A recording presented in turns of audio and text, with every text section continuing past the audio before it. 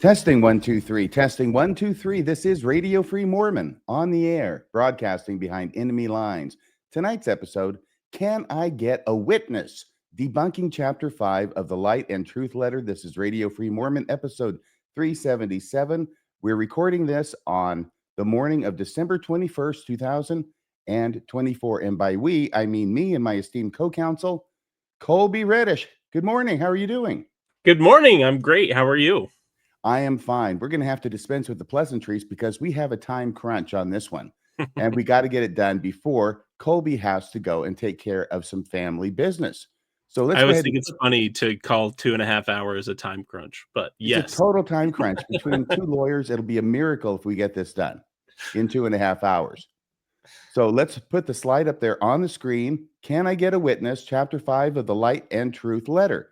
Once again, we have to say at the beginning that we continue to call out to young Austin Fife to see if he wants to come on this show to talk about his Light and Truth Letter. He is the author of the letter. I know he's aware of our invitation, and yet he seems reluctant. Is that correct, Kolby? That's absolutely correct. He has indicated he feels more comfortable on the Faithful podcast, which I completely understand. And I will continue to point out that if you write a letter to the critics, and that's the way the Light and Truth Letter begins, the introduction says it's written to the critics. It's a little hard to take that seriously when you don't want to talk to any. But I'll just note that I did have one correction from last episode where I did actually misspeak. We were talking about genetic evidence, and we were talking about the X2A haplogroup marker, if you remember that. Yes, and I did previously. Yep, and I said that was a post-Columbian marker. Sometimes in my mind, I remember the conclusion, but not the reason we get there. And I remember the X2A haplogroup in my mind as being as being conclusively proven that it doesn't support Book of Mormon historicity. And it was Dr. Thomas Murphy and another commenter that actually reminded me, the reason we know the X2A haplogroup can't be evidence for the Book of Mormon, the X2A haplogroup is shared by Semitic peoples. So that's where it becomes relevant, is because it was found in a skeleton up in your area called the Kennewick Man that dates back, 8,000-9,000 years. We call him Ken for short. We call him Ken for short, yeah. And so there is definitive evidence on that X2A haplogroup not supporting the Book of Mormon, but I completely misspoke and said that it was post-Columbian. That's what I get for working off of memory based on that. So I wanted to correct that. And then we had some comments that we wanted to show because actually the day after our last episode released, Austin Fife and his wife Tikla joined Ward Radio again, kind of highlighting the fact that they can make time for meme reviews with Ward Radio. That's what it was. You can see they're debunking anti-Mormons with memes, but they don't have time to come discuss their letter with us. And I wanted to highlight, there were quite a few comments actually from listeners to this series, highlighting this series and the problem. So this is over at Ward Radio, Psych Ward Radio. Yeah. And so I had that comment right there. You can see Mormon Discussions podcast with Kolby Reddish debunked Austin's letter. Very interesting listen. They've shredded 4 chapters so far. Actually quite embarrassing for Austin. Do you know who it is who wrote that? They're called Saved by Grace Through Faith. Is their screen name? Do you know who that is? I don't. No, I have no idea who it is. Okay. So I had to respond to that. Some of us spend time researching this stuff, or some of us spend hours researching this stuff, and some of us spend time reviewing memes. So Zing, I thought that was a wonderful riposte on your part. Thank you. So is that everything you had to say about that? That's it. Well, I wanted to mention something because in follow-up to our discussion of Nahum last week, and I said on the show that I'd been doing research in it that I'd never really gotten into before. And I didn't realize how off the correct place in the map all of this stuff is for Nahum and the Frankincense Trail and Lehi. And I went through that. I researched it. I found all that stuff out. And then the thought occurred to me, people might be wondering, if prior to this, you didn't know how bad Nahum was, and you still thought it was a pretty good evidence for the Book of Mormon, all of which is true, how come you're Radio Free Mormon, and how come you're not going to church every Sunday? And the reason why is because sometimes Nahum just isn't enough to overcome the mountain of evidence on the other side of the scales. And it put me in mind of this famous scene from Forrest Gump. I'm sure you know it. And sometimes I guess there just aren't enough chiasmi or chiasmuses. Sometimes there just aren't enough. Sometimes the evidence that the apologists marshal for the Book of Mormon, as weak as it is, or even as strong as it's perceived to be, is not enough to overcome everything else on the other side of the scales. So that's why I put this up here. I wanted to let everybody know that it is possible to believe that Nahum is a good evidence for the Book of Mormon and still not believe the Book of Mormon to be historical. Right. Oh, more comments. Actually, I spoke too soon. I did have one more comment, or two comments I wanted to highlight. This is where I'm grappling with, responding to the Light and Truth letter, because I just don't think it's a serious effort. The comment on the left here is from Tikla, who's Austin's wife. Normally, Wait a second. Tikla is Austin's wife? Correct. Okay, so is she here on this? Yep, she's there on the left. She's the blonde? Yep. Tikla. Yep. I've never heard that name before. I'll tell you, I'm not saying it's not a completely beautiful name. All I'm saying is that every time I hear the name Tikla, I feel like I have to go to the men's room. And I was going to say that normally I would not talk about Austin's wife or his family, because I think that that's completely off limits, but she's been totally on off limits. Nobody should do that. Yeah. But she's been on Ward Radio a whole bunch. So she's kind of entered into this space on her own. Been on these like Ladies of Ward Radio panels. Anyways, I'm feeling justified now. As you talked about kind of arguing back and forth with them in some comment sections, one of the things that struck me is, if you look here on the left, I want to read Tikla's comment. I was basically pointing out some of the problems with the Light and Truth letter in the comments and saying that it doesn't really answer anything. And you can see Tikla's response here. She says, "That's just it. Austin doesn't have arguments in the letter. He has questions. He's not defending anything. You are welcome to answer the questions posed to critics. Austin is not pretending to have all the answers, nor is he trying to prove the church is true. He's just asking questions." This next paragraph is because I had pointed out in his first chapter, he engages in the same tactics and manipulative fallacies that he himself is saying right off critics. She says, "Nor does he say that using those tactics he lays out is always bad. He just wants people to know what they are." And then I also highlighted his use of the phrase psychological rape, which we hit on in the first episode. And then she says, basically, that didn't come from him. It came from someone else, which we had the quote on the thing. We made that clear. But, side note to Tikla, when you incorporate something into your document, it becomes, you're adopting it and making it part of your narrative. And what I wanted to highlight is just the juxtaposition of, look at how Tikla and Austin are saying that they're not making any arguments. They're not trying to answer any of these questions when they're dealing with criticism to someone on the left. And within just a few hours, there was a comment from a faithful believer. These are all from that Word Radio episode, that same Word Radio episode we had the thumbnail of a few slides ago. You can see this person thanking Austin and Tikla for all the work that they put into responding to the CS letter. They say that the CS letter made them feel like they were drowning in darkness. And this is the line I really wanted to highlight. "Thank you very much for putting in the work and answering those questions." Those questions being the questions posed by the CS letter. And I remember thinking, wait a minute, didn't a few hours ago you just respond that you're not answering any questions? You're not taking any position. You're not making any argument. So here's what I wanted to highlight. When someone conveniently tells you they're not making an argument, it's because they can't defend their argument. And going back to, people know that I love the new atheist Christopher Hitchens, who passed in 2012, 2013. He had Hitchens razor, which can be asserted without evidence, can also be dismissed without evidence. And I'll just say, if Austin and Tikla want to represent that they're not making any arguments, why should anyone care? Why should anyone be buying this book for $18 a pop? I'm coming in a little spicy this morning because these comments really irritated me. Well, tell us about this one. "Nor does he say that using the tactics he lays out is always bad." What does that mean when Tikla writes that? Yeah, I could have broken down this entire conversation, because it's actually a really interesting epistemological discussion, and I think highlights how we approach this from different perspective, from a completely different objective, than Tikla and Austin. But what she's saying is, I was pointing out that in our first episode, we highlight that Austin engages in the exact same manipulative tactics and fallacies. The one in particular I was focused on was that half-truth one, because in his half-truth example, if people remember back a couple weeks ago when we did that episode, Austin engages in a half-truth fallacy in his half-truth fallacy example, which just you caught, and it just absolutely cracked me up. So what Tikla is saying is, apparently, Austin can engage in manipulative tactics and fallacies, the same ones that he accuses critics of engaging in. As long as it affirms faith, it seems to be no problem. Yes, talk about a double standard. Yeah. Okay, is that Sometimes, everything you wanted to say about this? I know it's fun, and I know there's a lot you could say about it, but it's remarkable the attempts that they're making to defend this, or actually now they're defending Austin and his Light on Truth letter against us, I think is what's going on. And yeah. I've never seen a more clear example of the Mott and Bailey fallacy, Hmm. which is they want to have it both ways. They want to have evidence for the Book of Mormon, and then when they're called on the evidence and shown that it's lacking is a nice word for it, then they say, oh, we're not trying to prove it true. We're just asking questions. Right.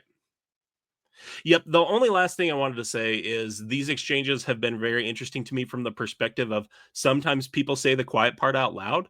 Very rarely will people just admit to you, yeah, I'm employing a double standard. Yeah, I'm engaging in the same manipulative tactics and fallacies I accuse other people of. And that's the only way I can read that. I have one more exchange between Austin and myself at the Oh, end, but I'll save my last little thoughts for that and I'll do it quickly. okay. Well, let's go ahead and we're going to start through this. I'll go through my section. It's going to be about the three witnesses. This is all going to be just the creme de la creme stuff on the witnesses. Okay. We're not going to get off in the weeds. It's going to be long enough as it is. And I think this is going to be a new twist, a new take, and very worth your time, very interesting, and hopefully very useful if you're talking to somebody Hmm. about the three witnesses and explaining why it is that you don't think they have the credibility necessary for you to take their word on something and devote your entire life to what it is that they're saying. Okay, so here's the part from the Light on Truth letter, chapter 5, the Book of Mormon Witnesses, Questions and Concerns. And this typically goes to the regular kind of litany of you got the three witnesses and the eight witnesses, and the three witnesses had a spiritual experience, and the Right. eight witnesses had a non-spiritual experience, and together they corroborate each other. Having said that much, I want to look at the three witnesses very quickly here. First, David Whitmer. David Whitmer wrote a book later in life after he left the LDS Church in 1837 or 38, I think it was 38, which, by the way, is 8 years after the church was organized and 6 years before Joseph Smith is killed. So he had a reason for leaving the church. The members of the church and the missionaries will always say that the three witnesses, they'll include the others, we're just talking about the three right now, they left the church, all three of them, but they never denied their testimony of the Holy Ghost. What Hmm. the church will never tell you is why they left the church and under what circumstances they left the church, and whether those circumstances under which they left the church impact their credibility as to their being witnesses of the Book of Mormon. Hmm. Or if you're going to believe them on the testimony of the Book of Mormon, are you going to believe them on other things that they testified about? So this is the book he wrote, and he's leaving in 1838 from the Mormons. He's leaving the church. And this is remarkable. These are his own words. Um, he says, if you believe my testimony to the Book of Mormon, this is David Whitmer. Hmm. If you believe my testimony to the Book of Mormon, if you believe that God spake to us three witnesses by his own voice, then I tell you that in June 1838, God spake to me again by his own voice from the heavens and told me to, quote, separate myself from among the latter-day saints. For as they sought to do unto me, should it be done unto them. Period. End of quote of God speaking to David Whitmer, according to David Whitmer in 1838. In the spring of 1838, he goes on, the heads of the church, that includes Joseph Smith, yes, and many of the members had gone deep into error and blindness. I had been striving with them for a long time to show them the errors into which they were drifting, and for my labors I received only persecutions. In June 1838, at Far West, Missouri, a secret organization was formed. Dr. Avard, that's Samson Avard. Some of you will recognize that name. Dr. Avard being put in as the leader of the band. This band is the Danites. Okay. Hmm. A certain oath was to be administered to all the brethren to bind them to support the head of the church in everything, or the heads of the church in everything they should teach. All who refused to take this oath were considered dissenters from the church, and certain things were to be done concerning these dissenters by Dr. Avard's secret band, i.e., the Nanites. I make no farther statements now. We normally say further.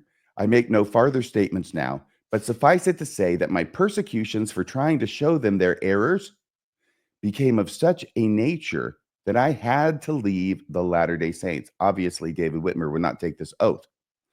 And as I rode on horseback out of far west in June 1838, the voice of God from heaven spake to me as I have stated above. I was called out to hold the authority which God gave to me. So this puts Mormons on the horns of a dilemma. This statement does that. Number one, do we believe Whitmer's testimony of the Book of Mormon? Most Mormons would. I certainly used to. But number two, if so, on what basis do we discount his statement in his own book and in his own words that he was told by the voice of the Lord in 1838 to separate himself from the Mormons due to their wickedness? You see, if you believe the one and you don't believe the other, you should be able to have a very good reason for that. Other Right. than, I just want to believe the first one and I don't want to believe the second one. That's the kind of the dilemma that you're put on. What do you think about this, Kolby? I think his 1838 account is really interesting from the perspective of what you're talking about is basically selecting a consistent criterion to believe one and not believe the other, regardless of which of the two you believe, right?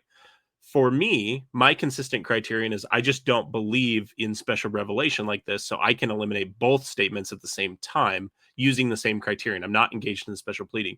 And one of the reasons I'm able to do that is, isn't it interesting that in his 1838 account, God tells him and seems to be really mad at the same people that are causing him all the difficulty. Isn't that interesting that the Well, of God course, that God's mad at the people who are monkeying with David.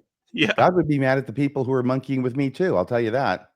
exactly. God always tells us that the people who are picking on us are the bad people. That's God the likes one the common people who are nice to me. yeah. But yeah, you're absolutely right. There's no way to believe the one and not believe the other, particularly when he leads in with saying, if you believe that statement, you have to believe this statement. That is a very thorny epistemological issue of how do I believe the one and not the other? And I'm going to suggest that you cannot do so and remain intellectually honest Hmm. with yourself unless you come up with some kind of reason other than the fact that he doesn't like the church anymore, because he gives the reasons for it. Right. You know, this is his leaving the church. And I don't think it's because he just wanted to sin. Hmm. I think we can take his word for why it was he was leaving the church. And if we can't, then we can't take his word for what happened with the Book of Mormon. Right. All right. So going to the next one, Oliver Cowdery, the second of the three witnesses. He's a looker. He really is. I like this picture, those penetrating, lively, intelligent eyes, I think. So Also a he wrote lawyer. I'm sorry. Oh, of course, right. He was a lawyer. What am I thinking? Of course. So there's a letter that Oliver Cowdery wrote to his brother Warren Cowdery on January 21st, 1838. Hmm. And I don't expect you to read that, and I can't read it. That's why I did this. This is the close-up, right? And this is where he writes his brother in 1838 about Joseph Smith and, quote, a dirty, nasty, filthy affair of his and Fanny Alger's was talked over, he says. And here's a little bit more from that quote from this letter from Oliver Cowdery, one of the three witnesses, the second one we're talking about tonight. A dirty, nasty, filthy affair of his and Fanny Alger's was talked over, in which I strictly declared that I had never deserted from the truth in the matter, and as I supposed was admitted by himself. Okay. So this is one of the reasons that Oliver Cowdery leaves the church in 1838. He gets excommunicated over this issue largely. So then the question becomes, if we're going to believe, let me go to the slide. I think I have another slide. Yeah, there's another horn of a dilemma. If you believe Oliver Cowdery's testimony of the Book of Mormon, do you also believe Oliver Cowdery about Joseph Smith's affair with young Fanny Alger? She was a teenager. And if not, on what basis do you make the distinction? So once again, we're looking for this criteria of belief. And Hmm. if you believe a person on one thing, should you not believe them on another thing unless you've got a really, really good reason to not believe them? And for me, I think it has to be more than, oh, they were out of the church by this time. Oliver was not out of the church by this time. January of 1838, no, he was not out of the church. but he's certainly having problems with things that Joseph Smith is doing and trying to make sense of this as conduct worthy of a prophet Right. of God and having a hard time doing it. Your Right. thoughts? Well, first, I'll say that Fanny Alger is like my fifth or sixth great great grandmother on my mother's side. Actually, the way I found out that Joseph Smith was a polygamist, I'm not kidding. The way I found out that Joseph Smith was a polygamist was back in 2015. Family Search sent me some type of email about significant figures in church history that you're related to. I had no idea who Fanny Alger was. I was taught explicitly in seminary and on my mission that Joseph Smith was not a polygamist, and I did not know that until 2015 that he was a polygamist. Well, this isn't Um, polygamy. This is just a good old fashioned, fling in the barn. yeah, it is, and I think the other thing that this really highlights for me is, like you just said, if people are going to use their criterion on when to believe people as whether they were associated with the church or they still believed in Joseph's authority at that point, what they need to be aware of, because we all have to evaluate the evidence the way we see best. But what I want them to be aware of is they've created a closed loop system where they're only believing testimony that would vindicate Joseph Smith because that's what they're using as their criterion on when to believe people. So if that's Yes. not the criterion they're using, they need to actually articulate in what way do you distinguish, exactly like you're saying, these one statements that would contradict Joseph's authority on the one hand versus the ones that would confirm the truth of the Book of Mormon. I don't think there's a way to do it. I've never heard anyone convincingly do it. Right. So I'm just saying that if it's inconsistent, I believe, to believe Oliver Cowdery about the Book of Mormon, but disbelieve Oliver Cowdery that Joseph Smith had an affair with a teenage girl. Right. Okay. Going on to Martin Harris. Now, Martin Harris is going to be a little more lengthy. Why did Martin Harris leave the church? Well, he splits with Joseph Smith, right?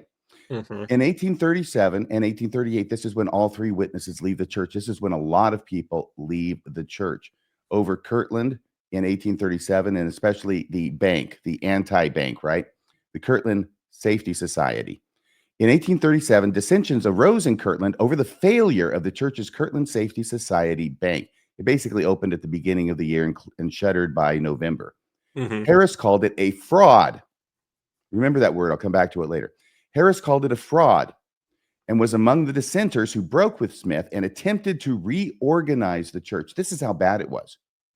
It was led by Warren Parrish, who was another member of the church, who in 1835 had been one of the scribes for the Book of Abraham when Joseph Smith was producing that. Mm-hmm. Smith and Rigdon relocated to far west Missouri. In December 1837, Smith and the Kirtland High Council excommunicated 28 individuals, Harris among them. Can I say one thing about Yeah, that? please do. Is, growing up and learning kind of like this, I like John Lundwall's term for it. He calls it the monomyth of Mormon history. Like, you learn this one correlated narrative.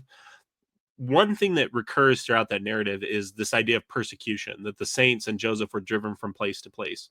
One of the things I was shocked to learn when I really started to investigate Mormon history more objectively is that when they left Kirtland, it wasn't outside anti-Mormon influence that was chasing Joseph and the church out of Kirtland.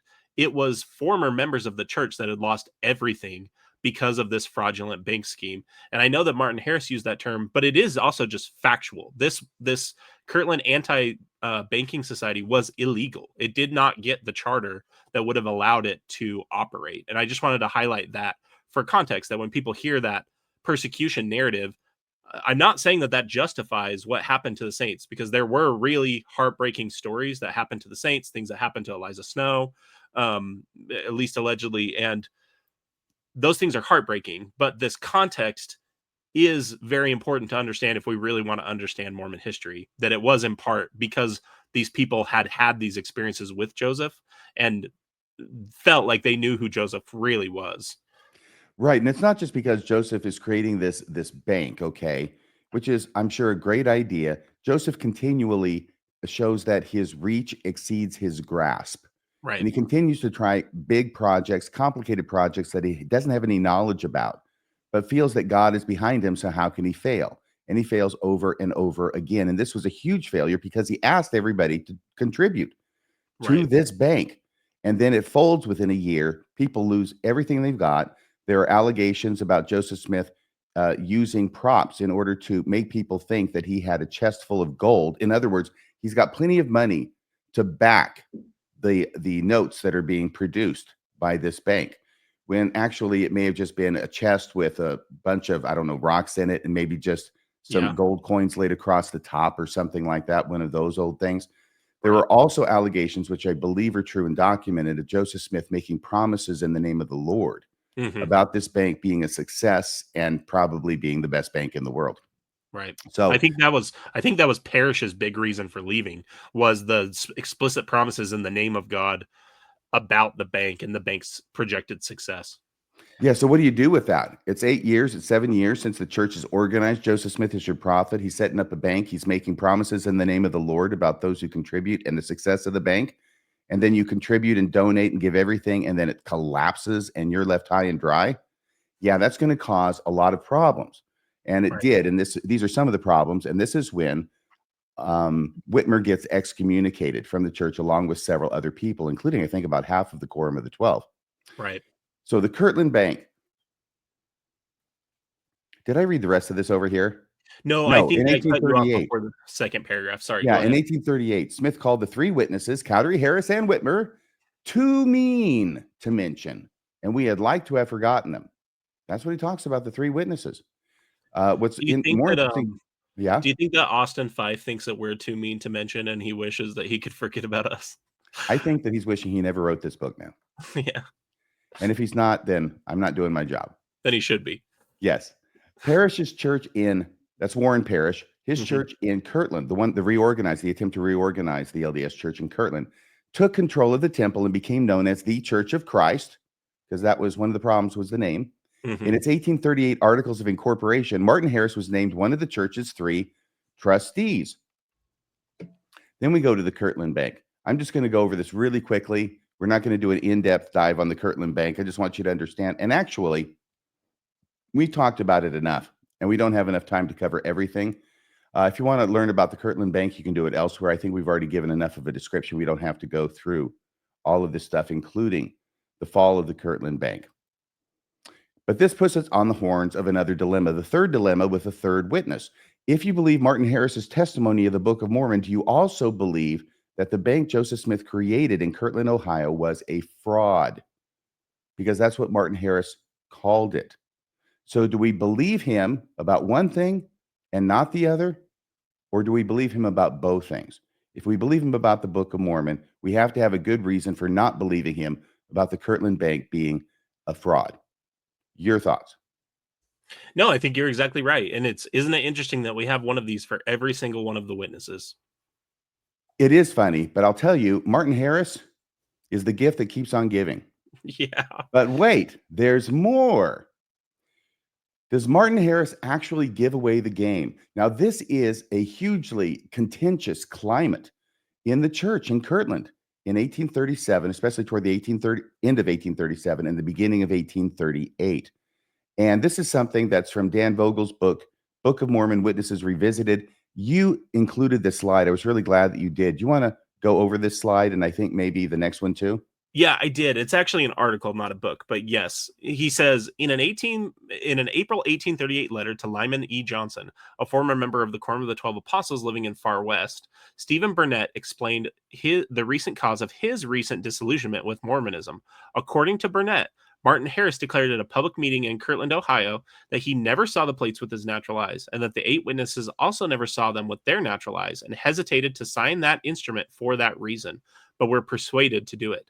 Upon hearing Harris's statement, Burnett said the last pedestal gave way and concluded, if the witnesses whose names are attached to the Book of Mormon never saw the plates, as Martin Harris admits, then there can be nothing brought to prove that ever any such thing existed.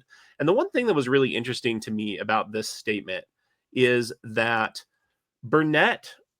So we've talked in the first episode about how we found some of Austin's rhetoric, some of his story very vague, some of his rhetoric just inconsistent with someone who had like a level of deconstruction that you and I have been able to get to. And one of the things I see in Burnett's statement that's very interesting to me is he says, the last pedestal gave way. And I remember exactly what that feeling feels like. That sounds to me like someone who's wrestling with experiences and things that they want to be true, that they want to confirm the truth of the church, and they just can't do it anymore because they feel like that foundation has crumbled underneath them. For me, the big shattering of that last pedestal was researching the issues on the Book of Abraham, which we won't go into now. And I know you have your own as well. But one of the things that this shows, and we didn't want to go into like full depth on all of these quotes that go back and forth, spiritual versus naturalized. Those discussions have been had by folks at Mormon Stories. But what this shows is how Martin Harris is that gift that keeps on giving. That he basically said from his experience, he never saw the plates with his naturalized. It was more of a spiritual vision. He then continues, if you'll go to the next slide, I'll read that next quote and then get your thoughts. Says 3 weeks later at another public meeting, according to Burnett, Harris said that he was sorry for any man who rejected the Book of Mormon, for he knew it was true. He said he had hefted the plates repeatedly in a box with only a tablecloth or a handkerchief over them, but he never saw them only as as he saw a city through a mountain. He And that's also where that expressed quote comes from, right? correct. Yep. He also expressed regret about revealing the true nature of the experience of the 8 witnesses, stating that he never should have told the testimony of the 8 witnesses was false if it had not been picked out of him, but he should have let it pass as it was. And That this is Martin Harris's Hagrid moment from Harry Potter. Oops, I should not have said that. It's exactly that. And it's very consistent with this idea of seeing these things through his spiritual eyes, the way he describes seeing a city through a mountain. The idea being you can see the light, but you can't see the actual event. I'm also really struck by how consistent what Martin Harris is saying is very consistent with discussions I'll have with like nuanced believers, where they want to focus on the conclusion, right? So he starts out and saying he's very sorry if anyone rejected the Book of Mormon, for he knew it was true. But then you can see the actual facts that most people believed it was true on that basis of those facts aren't true.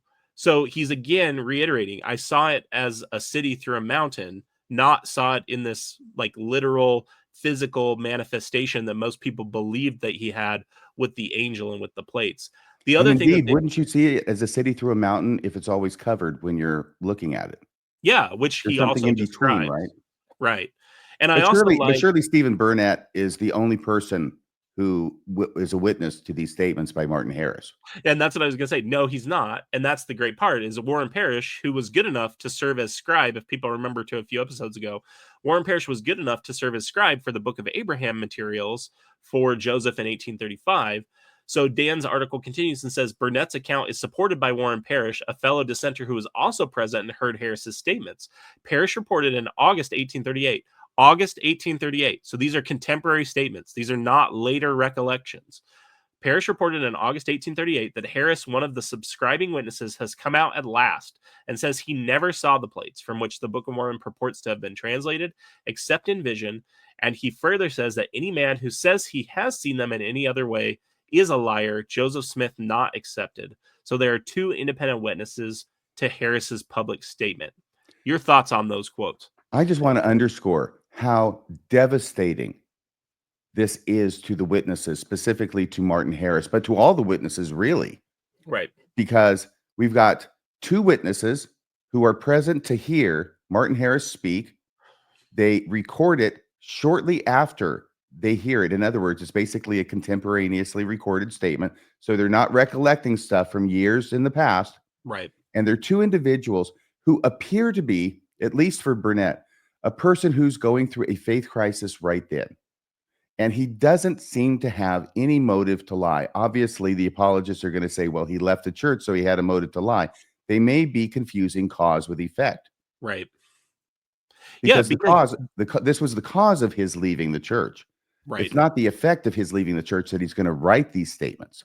Right. And that if they do make that mistake, like you just highlighted, again, I'd bring them back to this recognition that what you've done is you've created a hermetically sealed way of determining the truth that literally cannot falsify Joseph Smith's capabilities as a prophet. It cannot falsify the church.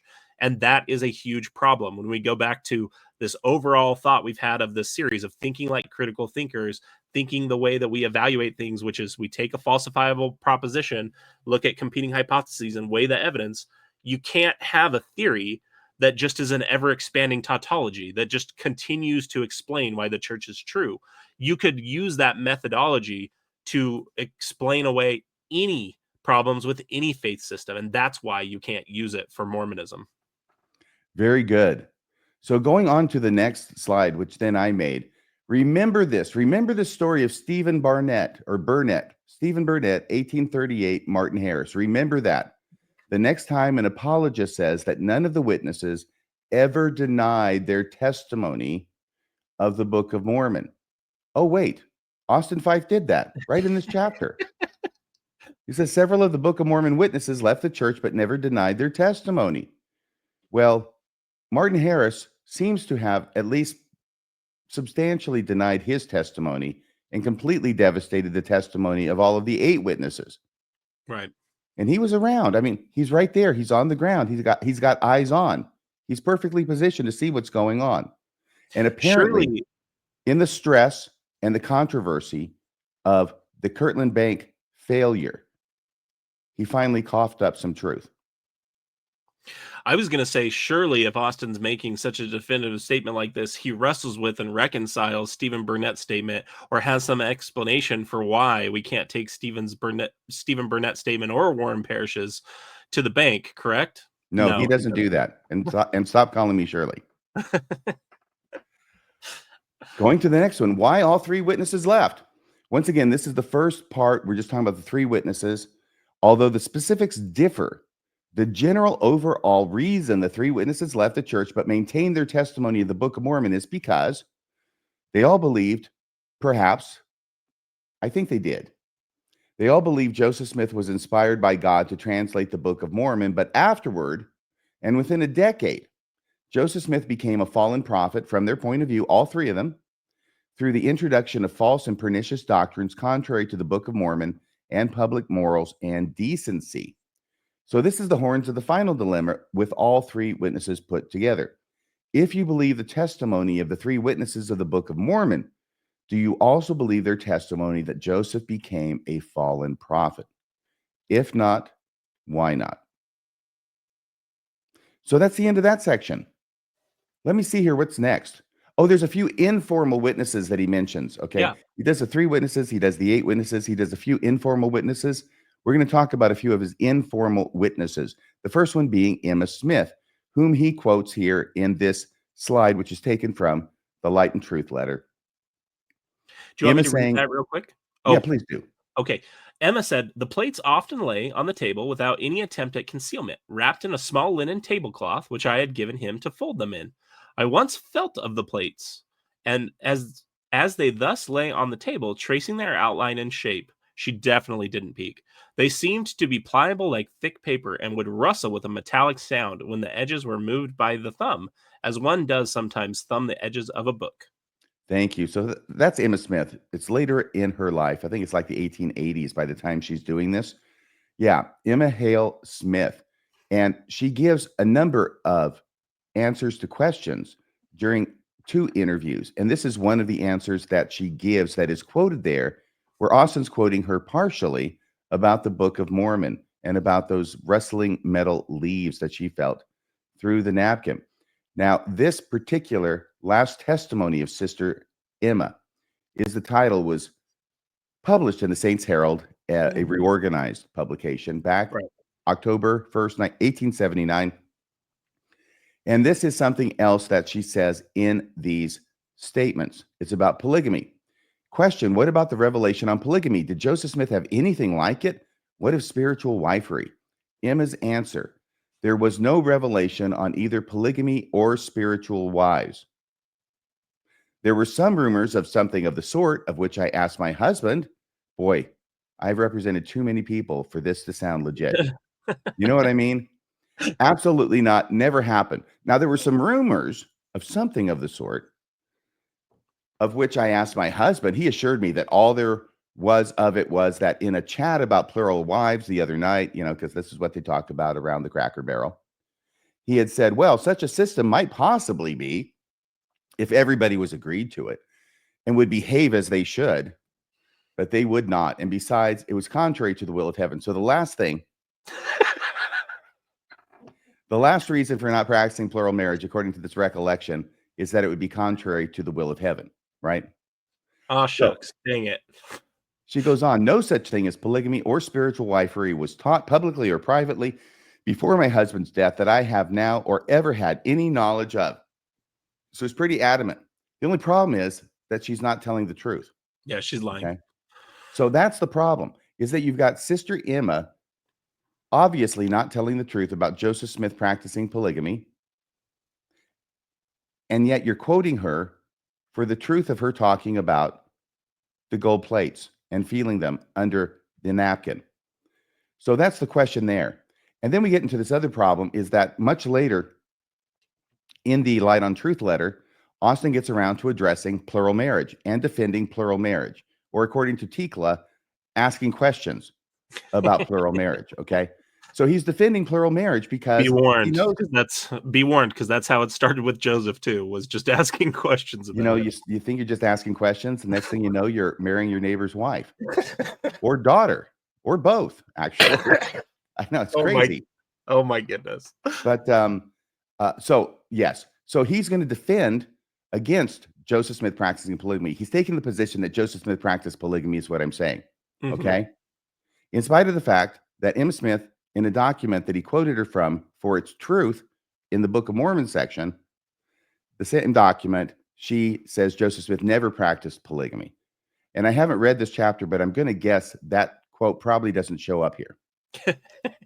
He also, this is the same, that last testimony of Sister Emma is the one we've talked about before, where she was interviewed by Joseph Smith III near the end of her life. And this is the same statement where Austin, in his Book of Mormon section, just like the church does in their essays still today, has that freaking quote about how Joseph Smith could neither write nor dictate a well-worded letter at the time Yes. he dictated the Book of Mormon. That is a demonstrable lie, and we proved that in one of our earlier episodes. So we know Yes. there are multiple, whether you want to call them lies or mistakes, if Yes. you want to be more charitable to Emma, and the fact that she was living in a much more patriarchal society, she would have had to rely on Joseph or Joseph's estate for many things. Regardless of how you want to see it, we know those things aren't true. And so when you know that someone has introduced untruths, either willingly or unwillingly, into their narrative, it makes you, this actually comes back to the very first comment you made in your first episode without me about the Light and Truth letter. Once you know that someone has introduced untruths like that into a narrative or into some resource that they're giving you, then you have to go check everything that they've said, because you know that you can't take what they've said to the bank. It's as simple as that at a certain point. Yes, the problem with reading this letter to find out what the truth is that you have to know what the truth is before you read the letter to know everything that Austin Fife is not telling you. Right. And fortunately, we got two people right here who know that stuff. So now, question. If Emma Smith is to be believed regarding her testimony of the Book of Mormon translation, why do you not believe her as to her denial that Joseph Smith practiced polygamy? Austin. Oh, he includes Mary Musselman Whitmer. Who's Mother Whitmer? This is the Whitmer's mother, David's mom. And she got a peek at the gold plates from a friendly neighbor who actually was Moroni. He may just be dressed like anybody else, but that's actually an angel. And here is the letter where he quotes her. And I'm just going to, I tell you what, let me just go ahead and read this thing. Yeah. This is from the Light on Truth letter. John C. Whitmer, a grandson of Mary Musselman Whitmer, testified in the following language. I have heard my grandmother say on several occasions that she was shown the plates of the Book of Mormon by a holy angel whom she always called Brother Nephi. That Nephi part doesn't get, highlighted or bolded, but whom she always called Brother Nephi. She undoubtedly refers to Moroni. You see, the editor has to swoop in and save Mary Musselman Whitmer from herself. We're going to believe her testimony about this guy showing her gold plates, but she gets Nephi all wrong. Yeah, we'll believe her testimony right after we correct it. Exactly. Whom she also called Brother. She undoubtedly refers to Moroni, the angel who had the plates in charge. One evening, when, after having done her usual day's work in the house, she went to the barn and milk cow, she met a stranger carrying something on his back that looked like a knapsack. Stranger danger. Okay, can I pause you for 1 second? Sure. I just have to highlight that parenthetical, the previous one, she undoubtedly refers to Nephi, the angel who had the plates in charge. This is exactly what I'm talking about. The only reason you would say that, there's no basis to say that from her account, from her witness. So you're throwing her witness out while also claiming to use it as evidence. And what are they doing? The reason they're saying she undoubtedly refers to Nephi is because they already know which angel had the plates. Rather than assume that Mary is telling the truth, they have to reconcile it with this monomyth. This is exactly that hermetically sealed epistemological chamber that I'm talking about. They're reinterpreting every narrative in what they already know. This is conclusion first thinking, and it's so clear. And just looking at that parenthetical, amazing. Thank you for highlighting that. Very good point. At first, she was a little afraid of him, but when he spoke to her in a kind, friendly tone, "Hello, Mary," and began to explain to her the nature of the work which was going on in her house, she was filled with unexpressible joy and satisfaction. He then untied his knapsack. Now we get to the bolded place. He then untied his knapsack and showed her a bundle of plates, which in size and appearance corresponded with the description subsequently given by the witnesses to the Book of Mormon. How could Mary know? This strange person turned the leaves of the book of plates over, leaf after leaf, and also showed her the engravings upon them. After which he told her to be patient and faithful in bearing her burden a little longer, etc. And then he vanishes with the plates, and where he went, she could not tell. And then he says, Mary Whitmer's account is fascinating. Several secondhand witnesses describe an experience Mary relayed to them, but we're not going to quote those here. And there's a good reason for it. And that's why I'm going to quote them here. With a house full of people busy translating the Book of Mormon, blah, blah, blah. The final question, this is the question that's really going to seal the deal, okay? How did Joseph Smith get Mary Whitmer to have an angelic visitation without his intervention or knowledge? Well, let's see about the rest of this story, okay, that Mary Whitmer tells about this visit from the angel Moroni. Now, this is her, Mary Whitmer, giving the same statement, or another of her sons, right? This is from Edward Stevenson's diary. Very important. It's 1877. And he's interviewing David Whitmer about her mom and getting the story from David Whitmer about the mom. Instead of John C. Whitmer, the grandson, this is the son of Mary Whitmer. So in Edward Stevenson's diary, I wish to mention an item of conversation with David Whitmer in regard to seeing one of the Nephites. Zina Young desired me to ask about it. David said, Oliver and the prophet and I were riding in a wagon, and an aged man about 5 feet 10, heavy set, and on his back an old-fashioned army knapsack. Who knew Nephi was in the army?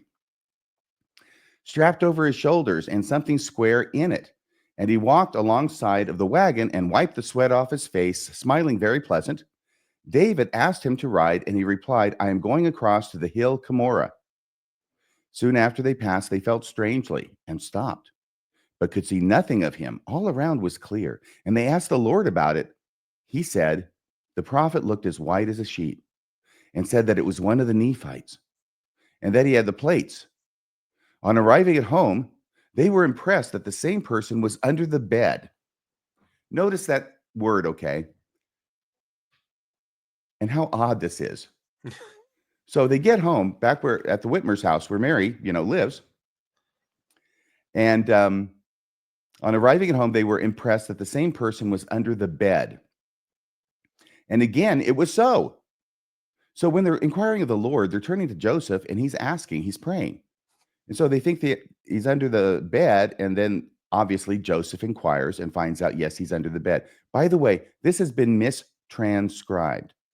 It is not under the bed, and I'll prove this to you here in a second. It's under the shed, which makes it only more difficult. Okay? Totally different. Totally normal. Yes. We're getting to really weird stuff now. Wacky, weird stuff. So when they get home, they're impressed that the same person was under the shed. And again, it was so. Apparently, Joseph said yes. I don't think they bent down and looked under the shed and saw him there. They saw where he had been. And the next morning, David's mother saw the person at the shed. And he took the plates from a box and showed them to her. She said that they were fastened with rings, thus, with that D shape, right? He turned the leaves over. This was a satisfaction to her. It's the same story. She died in the room where etc., sitting up her chair without a struggle. Okay. So we've got that. And then we have another place. I was trying to find this, and everybody's saying under the bed. And I couldn't understand why everybody's saying under the bed when I know damn well it's under the shed. This is another one, a transcript from Lyndon W. Cook, David Whitmer interviews, and it's just another example of the same thing elsewhere on the internet. So finally, I went to the dang journal itself, and you can see here of the Nephites and that he had the plates. On arriving at home, they were impressed that the same person was under the shed. And there it is, big as Dallas, SHED. I have no idea why it was that this was mistranscribed as bed, unless it's because nobody could figure out why the hell he'd be under the shed. And they must have thought, well, it's got to be bed. It's obviously SH, but we're going to make it bed anyway, because bed is weird, but there's no way a person could ever get under a shed. Yeah, it doesn't even look like a B, really. No, I mean, isn't it? And the thing is, you have the same word spelled on the same page. And again, they were informed that it was so, that he's under the shed. They saw what he had, where he had been. And the next morning, David's mother saw the person at the shed. Yeah. It's exactly spelled the same. And I'm not just talking about the spelling. I mean, you can see it's the handwriting. SHED in both. And he took the plates from it. Okay. So this is what goes on in Mormon history. And when you start quoting Mary Musselman Whitmer as a witness, you run into problems. Why was the angel under the shed? That's what under the shed looks like. What the hell was an angel in the form of a man doing under a shed? And that's where we get it wrong. Because if he's under the shed, he's not a man. He's something smaller, something that he can fit under the shed in the form of. He saw in the box something like a toad. Mm-hmm. So here's a toad. Now you say, what the heck is this? Is this Mark Hoffman? No, this is where Mark Hoffman got the idea for the salamander. Right. This is not a forgery. What it is a statement by Willard Chase in 1833 of what he said Joseph Smith's dad, Joseph Smith Sr., told Willard Chase about Joseph Smith Sr.'s son, Joseph Smith, and the circumstances under which he got the plates. And can you read this? You can see I highlighted something in green. You saw in the box something like a toad, but give us a little bit of a context for that, would you? Perfect. I will. On the 22nd of September, he must repair to the place. Did you want me to start there, or I'll start at the beginning, actually? In the month of June, 1827, Joseph Smith Sr. related to me the following story. That some years ago, a spirit had appeared to Joseph, his son, in a vision and informed him that in a certain place there was a record on plates of gold, and that he was the person that must obtain them. And this he must do in the following manner. On the 22nd of September, he must repair to the place where was deposited this manuscript, dressed in black clothes and riding a black horse with a switched tail, and demand the book in a certain name. And after obtaining it, he must go directly away, and neither lay it down nor look behind him. They accordingly fitted Joseph with a suit of black clothes and borrowed a black horse. He repaired to the place of deposit and demanded the book, which was in a stone box, unsealed, and so near the top of the ground that he could see one end of it, and raising it up, took out the book of gold. But fearing someone might discover where he got it, he laid it down to place back the top stone. As he found it, and turning around to his surprise, there was no book in sight. He again opened the box, and in it saw the book, and attempted to take it out, but was hindered. He saw in the box something like a toad, which soon assumed the appearance of a man, and struck him on the side of his head. Okay, wait a second. Now, here's the thing, okay? If you've got this is Willard Chase. He was a treasure digging companion / I don't know, friend at least at some time. Friend and neighbor. Yes. Yeah, friend and neighbor. They were very close neighbors. Yeah. Sally Chase is his sister, I believe. From whom Willard actually had the small brown peepstone. Willard is the one who actually had that stone. Joseph borrowed it from Willard, if I remember correctly, working from Dan Vogel stuff. Joseph borrowed that stone. That stone actually was Willard Chase's. Hey, give me back my rock. Yeah. Yes. Yeah, but I know, and that's the one they have in the church office building now in the safe, right? Yep. So he saw in the box something like a toad, which soon assumed the appearance of a man. This is Willard Chase.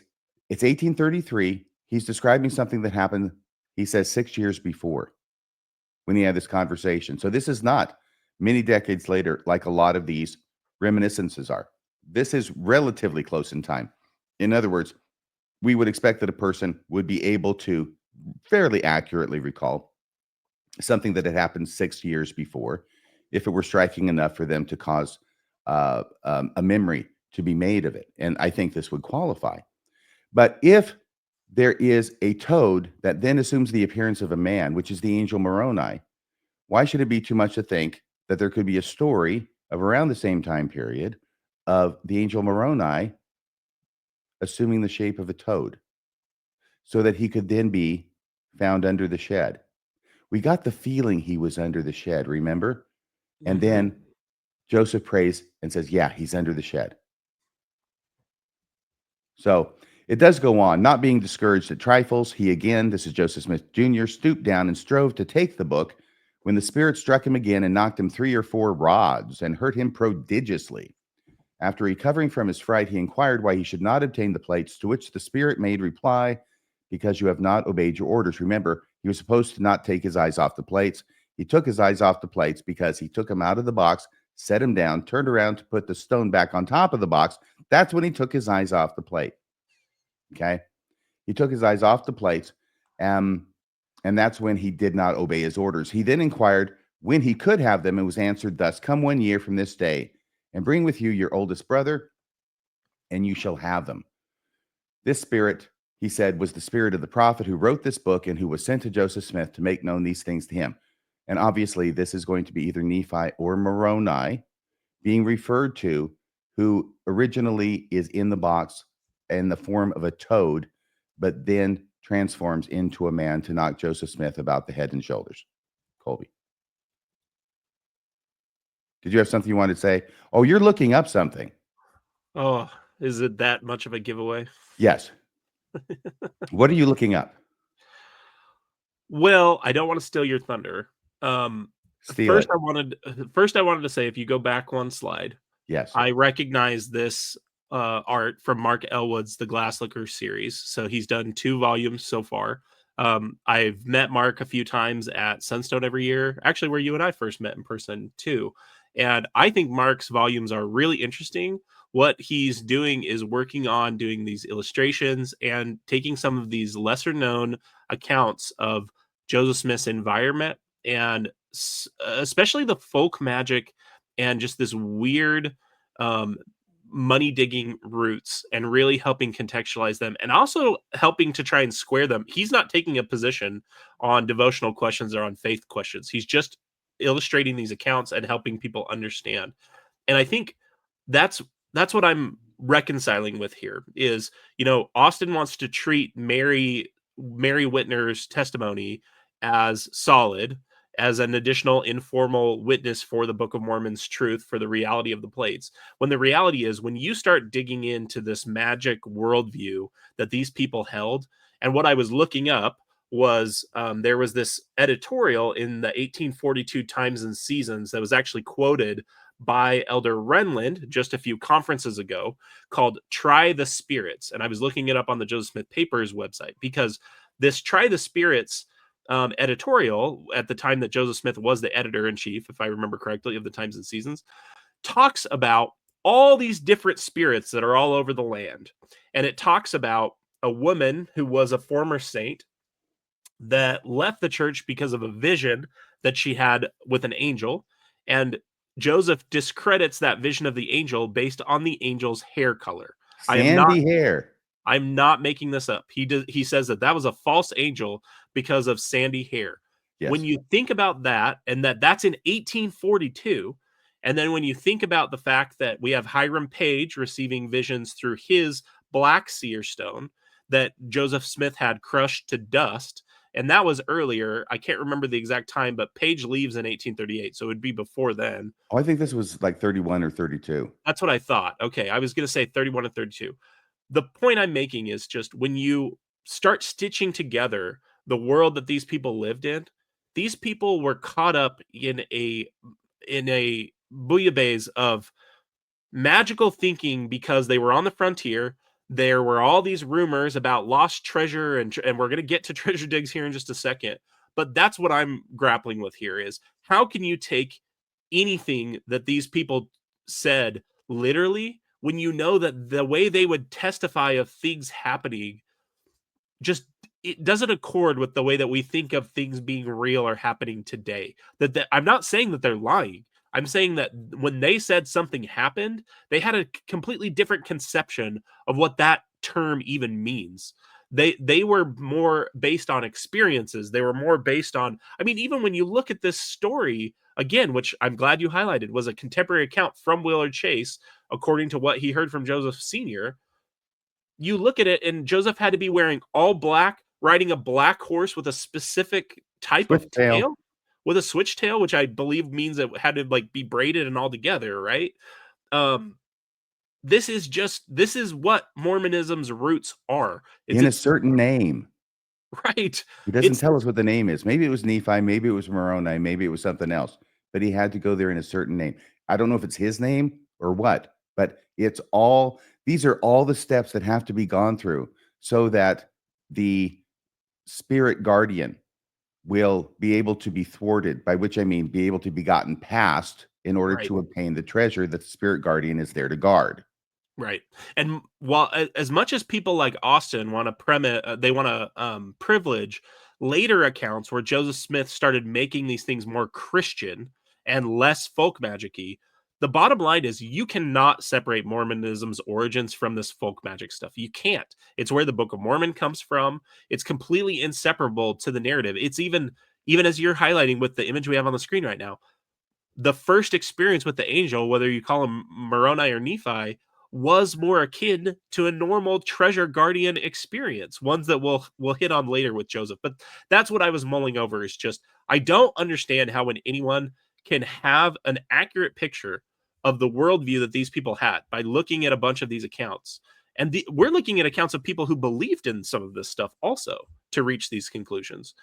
These people just had a completely different conception of the way the world works that doesn't match what we know, the way we know that the world works. And I would never take their word for things literally happening, knowing the context in which they made those statements, right? It's like taking the opinion of an 18th century medical doctor on current medicine. They just don't have the knowledge or the context that we have today.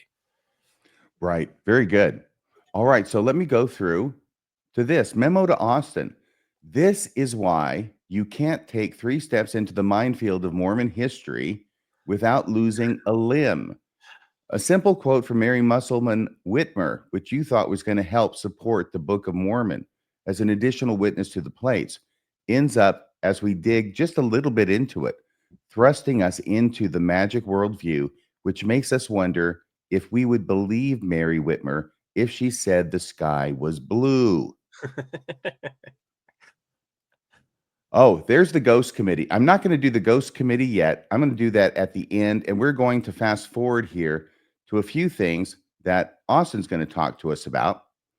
And do you want to go ahead and lead us into that? Let me find the Yep, I slides and think then I'll it's put it up if there. you I'm go to fast slide forwarding through my 65. section and then I'll come back to it later. Okay. Yep.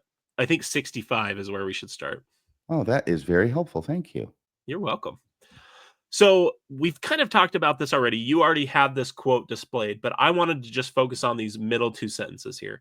How do critics explain away the testimony of the 11 witnesses? How do they explain the non-supernatural physical experience of the 8 witnesses? What I want to talk about is I want to talk about just how flawed that is right from the premise.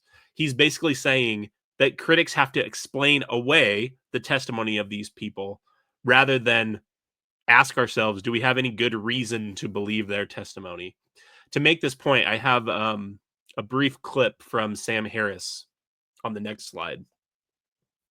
I'll tell you, it's funny that the second question is how do they explain this non-supernatural physical experience of the 8 witnesses? And I say, I don't know, but I think David Whitmer had a way of explaining the non-supernatural physical experience of the 8 witnesses. Martin Harris said it just never happened. Yeah, he said they got persuaded to do it. Right. Okay, so here is, let me go ahead and see if I can find this video that you want to share with us?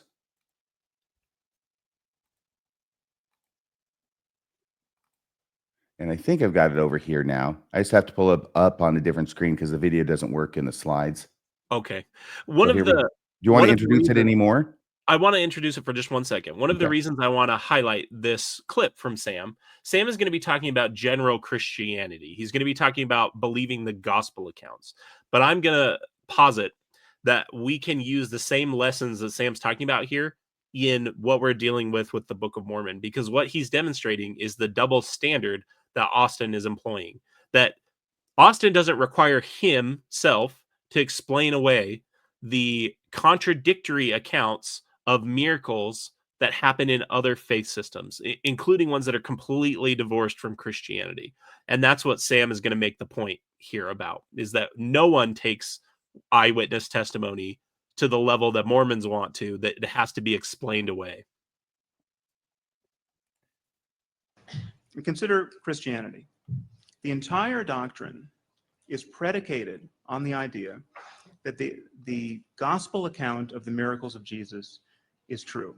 This is why people believe Jesus was the Son of God, divine, etc.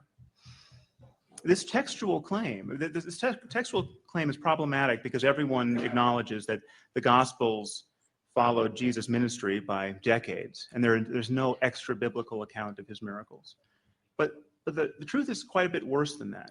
The truth is, even if we had multiple contemporaneous eyewitness accounts of the miracles of Jesus, this still would not provide sufficient basis to believe that these events actually occurred. Well, why not? Well, the problem is that firsthand reports of miracles are quite common, even in the 21st century. I have met literally hundreds at this point of Western educated men and women who think that their favorite Hindu or Buddhist guru has magic powers. All the powers ascribed to these gurus are every bit as outlandish as those ascribed to Jesus. Now, I actually remain open to evidence of such powers, but the fact is that people who tell these stories desperately want to believe them. All, to my knowledge, lack the kind of corroborating evidence we should require before believing that nature's laws have been abrogated in this way. And people who believe these stories show an uncanny reluctance to look for non-miraculous causes.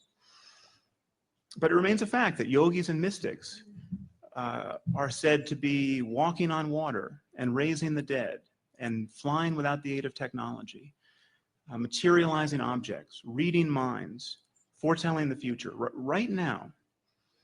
In fact, all of these powers have been ascribed to Satya Sai Baba, the South Indian guru, by an uncountable number of eyewitnesses. He even claims to have been born of a virgin, which is not all that uncommon a claim in the history of religion, or in history generally. Genghis Khan supposedly was born of a virgin, as was Alexander. Apparently, parthenogenesis doesn't guarantee that you're going to turn the other cheek. But Satya Sai Baba is not a fringe figure. He's not the David Koresh of Hinduism. His followers threw a birthday party for him recently, and 1 million people showed up. So there are vast numbers of people who believe he is a living God. You can even watch his miracles on YouTube. Prepare to be underwhelmed. It's true that he has an afro of sufficient diameter as to suggest a total detachment from the opinions of his fellow human beings, but I'm not sure this is reason enough to worship him. I think we can stop in any it case, there. so consider, as though Okay. for the first time, I will stop this. the foundational claim. Yeah, and I think I just wanted to highlight that he said, he's talking about this South Indian guru, Sati Sai Baba, and 1 million people showed up for his birthday. There are more witnesses to his miracles than there are to Joseph Smith's miracles, or the miracle of the translation of the Book of Mormon. Why does Austin think we need to explain away the testimony of 11 people that lived in this, as we've already talked about, this bouillabaisse of religious fervor and folk magic, when we have people that live today, that we have claimed demonstrated miracles that you can view on video today? By what criterion do we not have to explain away those before we believe in Mormonism? And that's where the reason I'm highlighting this is because look at the game being played. Look at the double standard being played, just like we opened the show with. The other miracle, do you have any thoughts on that clip? Or No, I thought it was really, really good. I'm glad you included it. yeah, I like Sam. I don't agree with him on everything, but the way he has a really good way of putting things when he wants to. To highlight this a little bit further, on the next slide, I have an overview of what's known as the miracle of the sun, or the There was a miracle movie of, about this the last 10 years or so. I watched it. yeah, you're right. I think it was like 4 or 5 years ago. But the basics of this event, the Miracle of Fatima, this is just from the Wikipedia page. It says it is a series of events reported to have occurred miraculously on the 13th of October, 1917, attended by a large crowd who had gathered at Fatima in Portugal in response to a prophecy made by 3 shepherd children.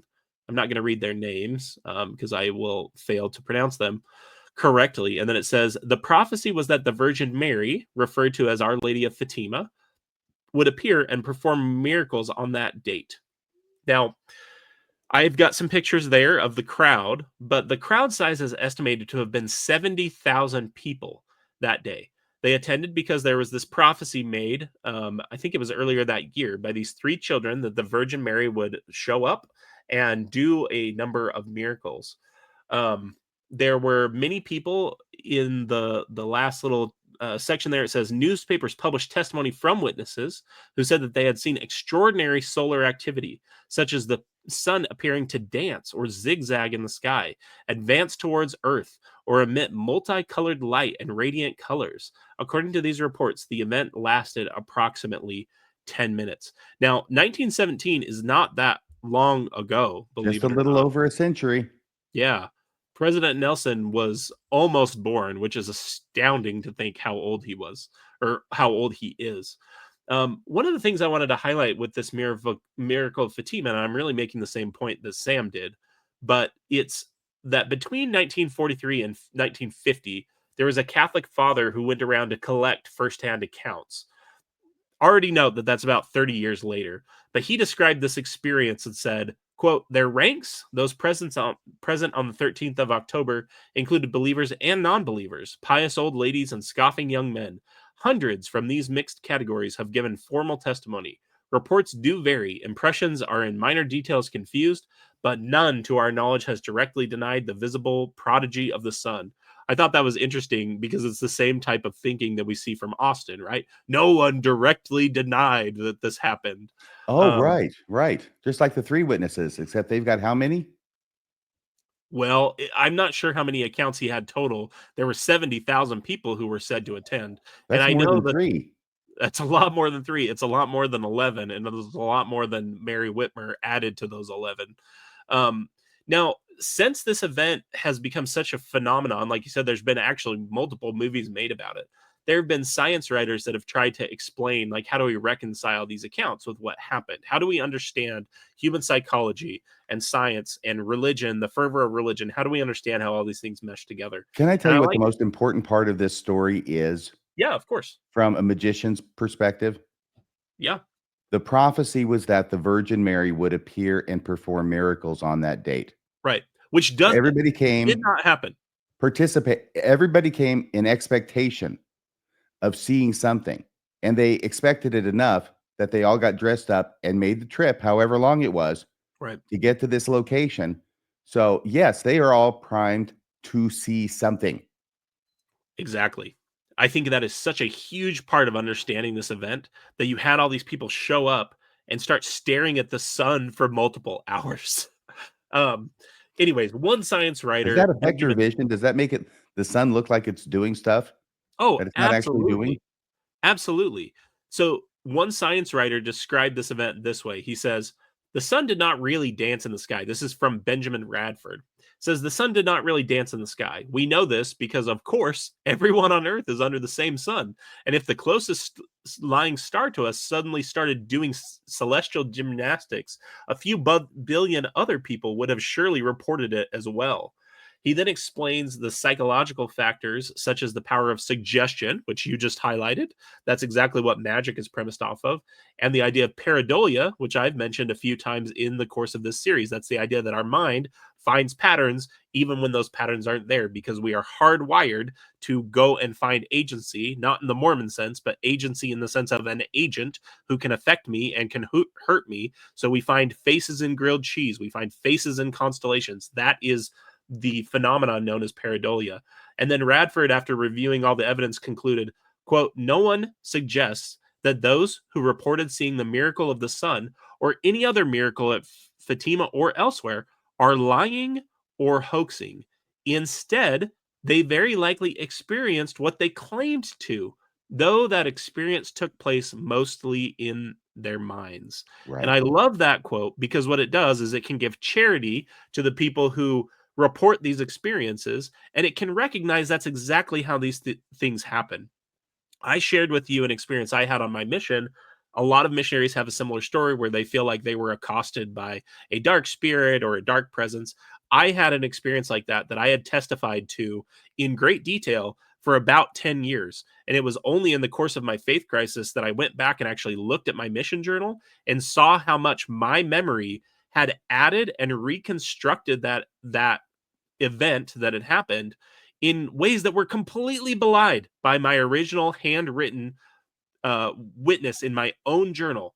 Basically, I had exaggerated that experience over time in my mind, and these things happen, as well as people experiencing things that didn't really happen because of the power of suggestion, especially when you have 70,000 people all gathered together. I mean, the power of that collective wish to see something is something that people cannot discount. And I think it's a straw man when folks like Austin or other apologists, when we're talking about the witnesses, basically say, well, then you need to prove that it was a lie or that it was a hoax or that Joseph Smith somehow hypnotized them. I really think the answer is Mm, much simpler than that. I yes. really think the answer is especially if you look at some of those accounts of the witnesses, when you look at, and I know we didn't want to go specifically in depth on all of these accounts, but there's one in particular from Martin Harris where we already know that the statement of the three witnesses is misleading and wrong according to the accounts in the history of the church, because they did not experience one collective vision. They were separated from each other. Joseph, David, and Oliver have one experience in the woods. Martin is there and leaves because he feels like he's affecting the vision. Already in my mind, when I'm reading the way this went down, it starts to look a whole lot like the Emperor's New Clothes or this power of suggestion playing into this.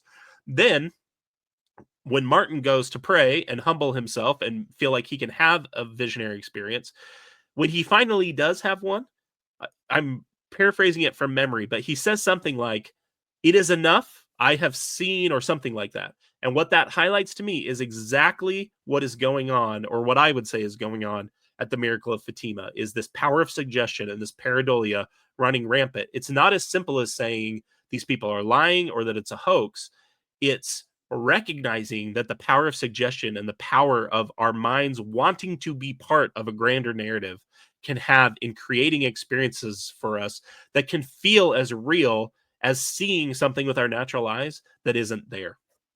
Right. And then later on, when you're trying to describe it, because people ask you questions about it, then you start using language like the three witnesses ended up using.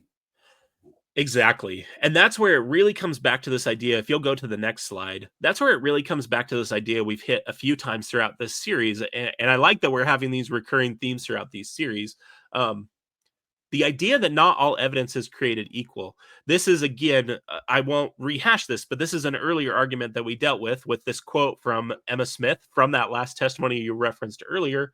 This write nor dictate a coherent or well-worded letter at the time that he dictated the Book of Mormon, when we demonstrated, looking at his 1830 letter, which is displayed on the right-hand side of the screen, that Joseph Smith absolutely could write or dictate a well-worded letter at the time he dictated the Book of Mormon. And my point here is, apologists want to act like, well, I've got the letter on the one hand and I've got this account on the other.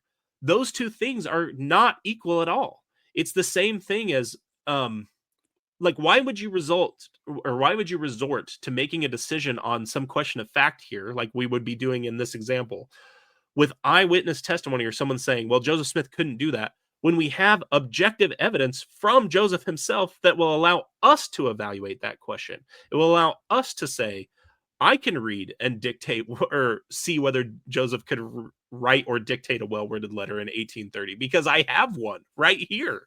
It's laced with scriptural language. It sounds very similar to the Book of Mormon. And when we understand this idea that not all evidence is created equal, this is why, to me, we're having this discussion about the witnesses in the way we are. We're not going through all the accounts. We're not going to highlight every time they said it was a spiritual versus a natural vision, because ultimately those questions don't move us anywhere. And I think no one's explained this better than Dan Vogel, who I admire so much for his work on Joseph Smith's history and understanding it. He did an interview with Mormonism with the Murph, where I think Dan makes really clear that ultimately when we're dealing with this idea that not all evidence is created equal, it just leads us back to the question, when we're dealing with the witnesses at least, it just leads us back to the initial question of Book of Mormon historicity. I don't think it's necessarily wrong to be skeptical as well. Like, one thing I think apologists can kind of attack critics for being super skeptical, but I remember like my wife's roommates before we got married, they were all claiming there was a ghost in their apartment, and there was, I think, 6 of them. My wife never claimed to see anything, but one of them claimed to seeing the ghost. A few of them claimed to like weird things happening and like hearing the ghost and like things like that.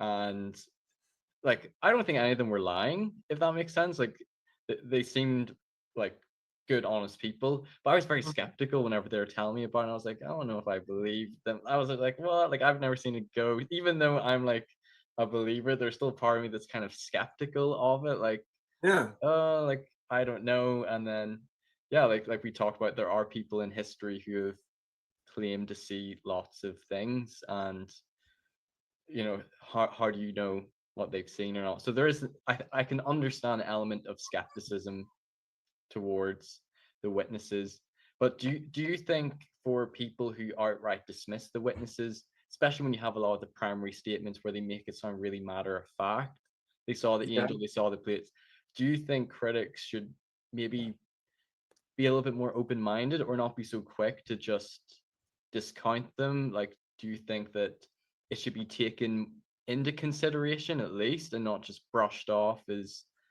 a hallucination or just in their mind or spiritualized, when you take into account maybe other quotes where they make it sound very literal and very much they saw it, like that doesn't necessarily prove or mean that it's true and that Joe Smith is a prophet. But do you think it should be taken into consideration as you're examining this topic? Well, to me, like visionary and religious experience is really it's an individual, subjective, of how they want to take it, because there's nothing that's going to in itself tell you anything about reality. It's a subjective experience in the person. They make it, whether they decide whether it's real or not because it happened to them. Yeah. Do they take it as part of their knowledge, experience, and make decisions on their base life decisions on things like that? So to me, as evidence, it doesn't really, it's kind of a stalemate, Okay, yeah. It doesn't tell you this way or that way. Yeah. Well, I do know, which makes the thing that makes me skeptical is that there's a sea of hallucinations that probably are not real. Yeah. We know the human mind does this, okay? And in this sea of hallucination, you're supposed to try to find the real ones, It's an impossible task. Yeah, and this is what the point that Dan's making is very similar to the point I was making with this Try the Seasons editorial that we didn't go in depth on, but I just mentioned, is that's not the reality that we see. We're not the reality we see is not trying to weigh between these different apparitions and spirits and visions that we see. It just isn't the reality that we see. We only apply this when we're dealing with these questions in Mormon history. And I love how Dan basically says, because this is how I feel, the witness's testimony doesn't move the needle one way or the other, because even if they swore, this is a spoiler for Austin, even if they swore that it was a physical experience, that it was a physical manifestation like the 8 witnesses did, how would they know? Like, everyone who's having a hallucination or who's having some experience that doesn't literally happen to them, they think it does. Like, you would never be able to swear to something happening to you that didn't literally happen to you. Even Paul, I mean, the most we see is language like we get from Paul, or at times from Joseph Smith, where he says, like, whether in the body or out of the body, I could not tell. Right.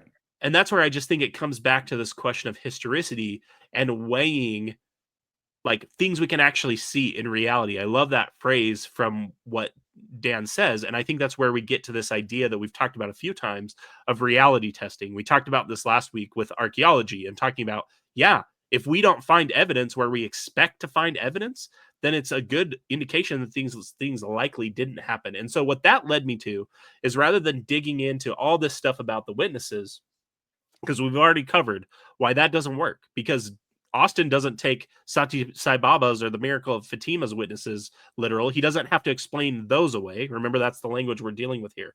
So what that led me to is thinking about other claims in reality that would have to be true for this angel to have existed. And where that led me to was the stone box. So for people who don't remember, this comes from Joseph Smith history. Do you have anything to say about that clip from Dan before I move on here? No, I think you've done a beautiful job with it. Okay. So here's a reminder about how the stone box features into this narrative. This is actually from the Joseph Smith history account, which was written in 1838. Oh, Kolby, Yeah. Dan watches the show a lot, so I better amend that and say, and I think Dan especially did a beautiful job with that. Dan, I'll just say it. If I could absorb one person's brain, I would want to absorb your brain most of all, because if I could know all of the stuff you do about Mormon You're history, talking to Dan right now. I'm talking to Dan. I would also like to absorb Lucky your for me. brain, RFM, but not as much as I'd like to absorb Dan's. I just dodged a bullet. That's right. Well, the box, the stone box. The stone box. Back to it was thick and rounding in the middle on the upper side. Everybody knows about the stone box that Joseph Smith said he found the plates in, and other assorted bric-a-brac. Yep. And so it was on the hill Cumorah, or the hill Ramah, as the Jaredites called it. And he says, yeah, the stone was thick and rounding in the middle on the upper part, and thinner towards the edges, so that the middle part of it was visible above the ground, but the edge all around was covered with earth. The box, I'm only reading the emphasized language here because, yes, there were the plates, there was the Urim and Thummim, there was the breastplate, also the sword in different accounts, also the toad-like man in different accounts. But he didn't take up much room. No, he didn't. And then it said that's why he went down to the toad. It's a little bit like the genie in Aladdin. Phenomenal cosmic powers, itty bitty living space. And then he says the box in which they lay was formed by laying stones together in some kind of cement. So that's basically a description of the box. There's another description of the box from Oliver, if you will go to the next slide. Oliver talks about the stone box. This comes from the Latter-day Saints Messenger and Advocate. I'm not going to read this quote in depth. One of the things that Oliver talks about is basically the size of this box, that it was buried down into the earth. The point I'm trying to make with this quote is just that if the box really existed, if it were something that were real, if this account matched reality, this is something that would have left tangible physical evidence of its existence based on there would have been a stone box in the hill. Exactly. There would have been a stone box in the hill. I'll also note how willing Oliver is, since we're talking about his credibility as a witness. Here's Oliver talking about the stone box. And as far as we know, he wasn't ever involved in getting the plates, because Joseph Smith gets the plates in 1827. Oliver doesn't meet Joseph until 1829, but yet Oliver has no qualms about swearing to things based on secondhand information at best. Yes, he would have at best repeated. he's getting this from Joseph Smith, who told him, and at best he's relaying it as Joseph Smith told him the story. Exactly. And so that started to make me wonder, what happened to the stone box? I'm ashamed that as a believing Mormon, particularly since I got a science undergrad and like to think of myself as thinking more like a scientist than most people, I'm so sad that I never asked this question as a believing Mormon. What happened to the box? All you have to do is go to the hill, find the box, boom, you got evidence of the Book of Mormon. And we know where it's got to be. It's on this hill, and this hill is not Mount Rainier, okay? Right. It's small enough you can find the box. Right. And so I went to Mormon Think and saw this information on the next slide. It says there are no reliable firsthand accounts of what happened to the stone box after Joseph removed the contents, which also just makes me wonder. I'll just pause there for a second and say, makes me wonder, why would no one care about what happened to the box? They know where the Zelf, like they know where the altar at Adamon Diamond is. They know where the Zelf mound is. There was someone who even took the arrowhead that was lodged in Zelf's hip as like a relic of the whole event. And I think it's in the church history vault to this day. We know that they have the seer stones, the various seer stones that Joseph Smith had. It was, I don't want to say it was like the same level of like Catholicism, how they collect these relics, but early Mormons did. I mean, there's like famous walking sticks that Brigham Young had. They collected these type of events. And so it's interesting to me that there was no one who kept track of this. It very much suggests to me that it was not real. Mormon Think continues. Here is one account from a book published in 1893 in a Can I series of. interrupt you here, Colby? I apologize. We've got about an hour to an hour, 10 minutes left before we got a break. Do you think you're going to be able to get through with your stuff in 30 minutes? So I got 30 minutes left for the Ghost Committee. Yes, I'm almost done with this section here. Okay. I I hate to shortchange the Ghost No. Committee. I There are don't people want who to are anticipating this highly. I know you promised it last night. I'm trying to think here. So these again just basically are accounts of what happened to the stones after Joseph had it. There are no reliable first-hand accounts, but these are the accounts of what we do have. There was one account by Elder Edward Stevenson, who I think that was the journal you were reading from earlier, correct? I think it might be. I could Yeah. go back and look. His source basically is that his source was an old man living near the hill Cumorah. Very reliable source there, an unspecified old man who basically just says that there were some good sized stones that had rolled down and laid near the bottom of the hill, and that the stone box basically was destroyed and had rolled down the bottom of the hill and was destroyed by erosion. When Edward Stevenson said, I felt a strong desire to see these ancient relics and told him that I would be very much pleased to have him inform me where they were to be found, he stated that they had long since been taken away. And at least that account is recorded in 1893. I don't know when he had this conversation with this anonymous old man living near Cumorah, but this is one reason that Mormon Think basically concludes we have no reliable firsthand accounts of what actually happened to these. There's also Yes, it was Edward Stevenson. I just went back and checked. So he Okay, went that's around right. to different witnesses and taking down what they would say as a very valuable service to the cause of Mormon history. Yeah, that's what I thought. So if you'll go to the next slide, I'll kind of hit Mormon Think's conclusion here, because it's basically exactly what I was led to as I looked into this myself. They say the casket, which David Whitmer described it as a casket, or the stone box, apparently held up to the harsh elements for 1,400 years after Moroni made it in the 5th century. So why all of a sudden would the box get washed down the hill? How would this even happen? The box was large enough to hold a breastplate, the gold plates, the Urim and Thummim, and according to Cowdery's account, there were cement pillars elevating the gold plates above the breastplate. We didn't read Oliver's account in detail, but that's what it talked about. Is basically there were 3 pillars that were holding up the plates, and one was holding up the Urim and Thummim. So they Kind didn't touch the ground. Exactly. Kind of crazy. Then it says a modest estimate would put the interior dimensions of the stone box around 20 inches wide and 30 inches long by 16 inches high. Increase the size for the thickness of the stones comprising the box and the cement that is said to bind it all together. Maybe the size of what it is prompted the term casket. Joseph No. himself. Casket is an old word that just means a box. And I learned that through reading Merchant of Venice and the famous scene with the 3 caskets, which are just 3 boxes, lead, silver, and gold. Right. And then it finishes and says, Joseph himself said that the capstone was of considerable size, requiring him to use a lever to move the stone.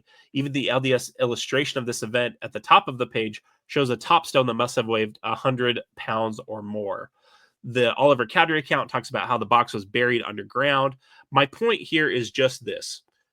Why would we believe eyewitness accounts? This is very similar to what we did with Emma's account of how Joseph's capabilities with writing and dictating. Why would we believe those accounts when we have something in reality that we should find if this story was true? This is the same point Dan was making. It's the point I'm making with this.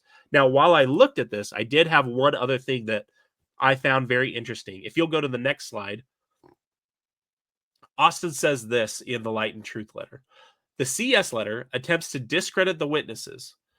Jeremy insinuates that the Book of Mormon witnesses are a bunch of slack-jawed idiots, a band of superstitious buffoons incapable of knowing the difference between handling the plates and imagining handling the plates. Talk about a straw man. Good job, Austin.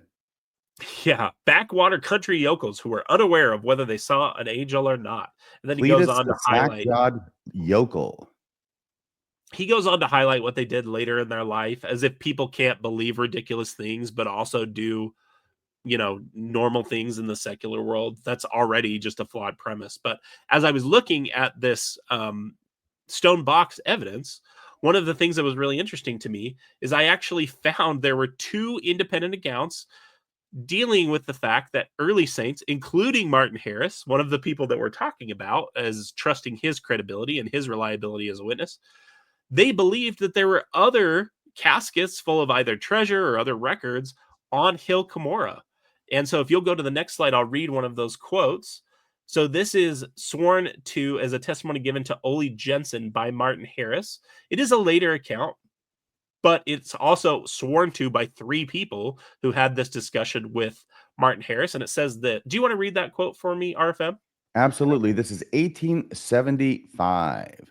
Brother Harris then turned over as if he had no more to say, and we made ready to leave. He spoke again and said, I will tell you of the most wonderful thing that happened after Joseph received the plates. 3 of us, myself and 2 more, thanks for the clarification, took some tools and went to the hill to dig for more plates of gold or something. And indeed, we found a stone box. So interesting. This is after Joseph receives the gold plates. Go ahead. I was just going to say, I want to pause you there and just make clear. This is a different stone box. So this hill involved not one disappearing stone box, but multiple disappearing stone boxes, according to one of the witnesses that Austin is telling us is not and yes, I agree with you that this was a straw man, but Austin is saying these people are not a bunch of slack-jawed idiots. They're not a bunch of backwater country yokels that believed in this folk magic weird stuff. And here we have not one set of disappearing stone boxes, but more than one disappearing stone box. Sorry. Right, and this is at the end of his life after he's accomplished all of these wonderful things in his career. Right. So go ahead, please. What happens with the stone box? He says, we got excited and dug around it very carefully. And just when we were ready to lift it up out of the hole, some unseen power slid it back into the hill. We stood and looked at it, and one of us tried to drive a crowbar through the lid to hold it. But the crowbar glanced off, and the corner of the lid was chipped off. Sometime that box will be found. Spoiler, no, it will not. And you will find one corner of the lid broken, and you will know that I have spoken the truth. No, you did not. Brigham Young, in the Journal of Discourses, actually records having a conversation with Orrin Porter Rockwell as a second witness. And I'm going to get to that. By the way, at the end of his life, Martin Harris is still a believer in the folk magic of his early days. Yeah. Martin Harris seemed to have never met a supernatural promise that he wasn't willing to believe in. He was an enthusiast. Right. And so Brigham gives us a second witness of this same encounter. It says, sometimes I take the liberty of talking a little further with regard to such things. Orrin P. Rockwell is an eyewitness to some powers of removing the treasures of the earth. He was with certain parties that lived nearby where the plates were found that contained the records of the Book of Mormon. There were a great many treasures hid up by the Nephites. Porter was with them one night when there were treasures and they could find them easy enough, but they could not obtain them. Isn't that interesting? They could find all of them, but they could never obtain a single Nephite treasure or artifact. Which Then he means says, that somebody's saying that they're there right. under the ground. And this will be a little clear as we read the account. He says, I will tell you a story which will be marvelous to most of you. It was told to me by Porter, whom I would believe just as quickly as any man that lives. When he tells a thing, he understands it. He will tell it just as he knows it. He is a man that does not lie. He said that on this night, when they were engaged hunting for this old treasure, they dug around the end of a chest for some 20 inches. The chest was about 3 feet square. One man who was determined to have the contents of that chest took his pick and struck into the lid of it. That and sounds split- familiar. Yeah, exactly. And remember that Martin's account says that he was there with 2 others. So the speculation is that because the accounts are so consistent, that one of them was Porter Rockwell, and the suggestion is that the other was likely Joseph Smith They himself. got to find the treasure somehow by seeing it under the ground. Exactly. And we know that even later in his life, Joseph Smith engaged in treasure digs or sent people on treasure digs like the one to Salem that's recorded in the Doctrine and Covenants. And so he says, one man who was determined to have the contents of this chest took his pick and struck the lid of it and split through into the chest. The blow It's Martin took Harris. off. Right. And he says the blow took off a piece of the lid, which a certain lady kept in her possession until she died. Exactly like I said, these early saints would keep relics of these events that were significant to them. He says the It's chest a of rock. money, She's got a rock. She's got a piece of a rock. a very important rock, I'm sure. Says the chest of money went into the bank. Porter describes it. By the way, it's important to note that the bank here is not a place where you put your money. It's a right. bank in the It's side like of the ditch earth. bank. Yeah. Yes. Yep. Back into the earth. And so it says, Porter describes it so, making a rumbling sound. He says that this is just as true as the heavens are. I have heard others tell the same story. That's where people think that Joseph Smith was another one of the people involved, because he likely, if Brigham heard it from other people, he probably didn't hear it from Martin. And so he probably heard it from Joseph. I Right. relate this because it is marvelous to you, but to those who understand these things, it is not marvelous. And that's exactly what I wanted to say is, like, while Austin does, yes, engage in a ridiculous level of straw man, this is the worldview that these people had. If we have time, I'll cut it off here so that we can get to Ghost Committee. If we have a little bit more time, I guess we probably will, because I've got about another hour. Well, I want to go through this. Yeah, the rumbling sound. How dramatic. It's a rumbly in my tumbly. And as I recall, Orson Porter Rockwell, he was Right. childhood friends with Joseph Smith. Joseph Right. Smith was younger than he was, but their families knew each other from back in Palmyra. Right. And what it just highlights to me is, look at the stuff you stumble over when you're just trying to answer a simple question of what happened to the stone box. I found these accounts just completely by accident looking for what happened to the stone box. And there were these accounts about different stone boxes, which I'd never heard of before. And I'm willing to bet you probably never had heard of before either. Or had you heard these accounts before? I have heard these accounts, so it's been a long time. Can I tell you what the purpose of the accounts is? It's Yep. not to tell you something marvelous, okay? It's to account for why it is that there's no freaking stone box in the hill Cumorah.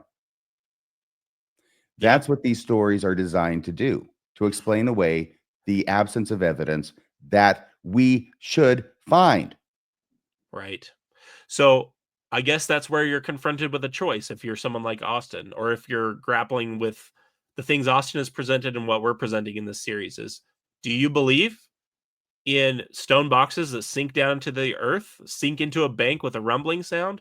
Because that's what the people who you would be believing their testimony. Remember, one of these people is Martin Harris, that we're being told we can take his testimony and his witness That's to right. the bank.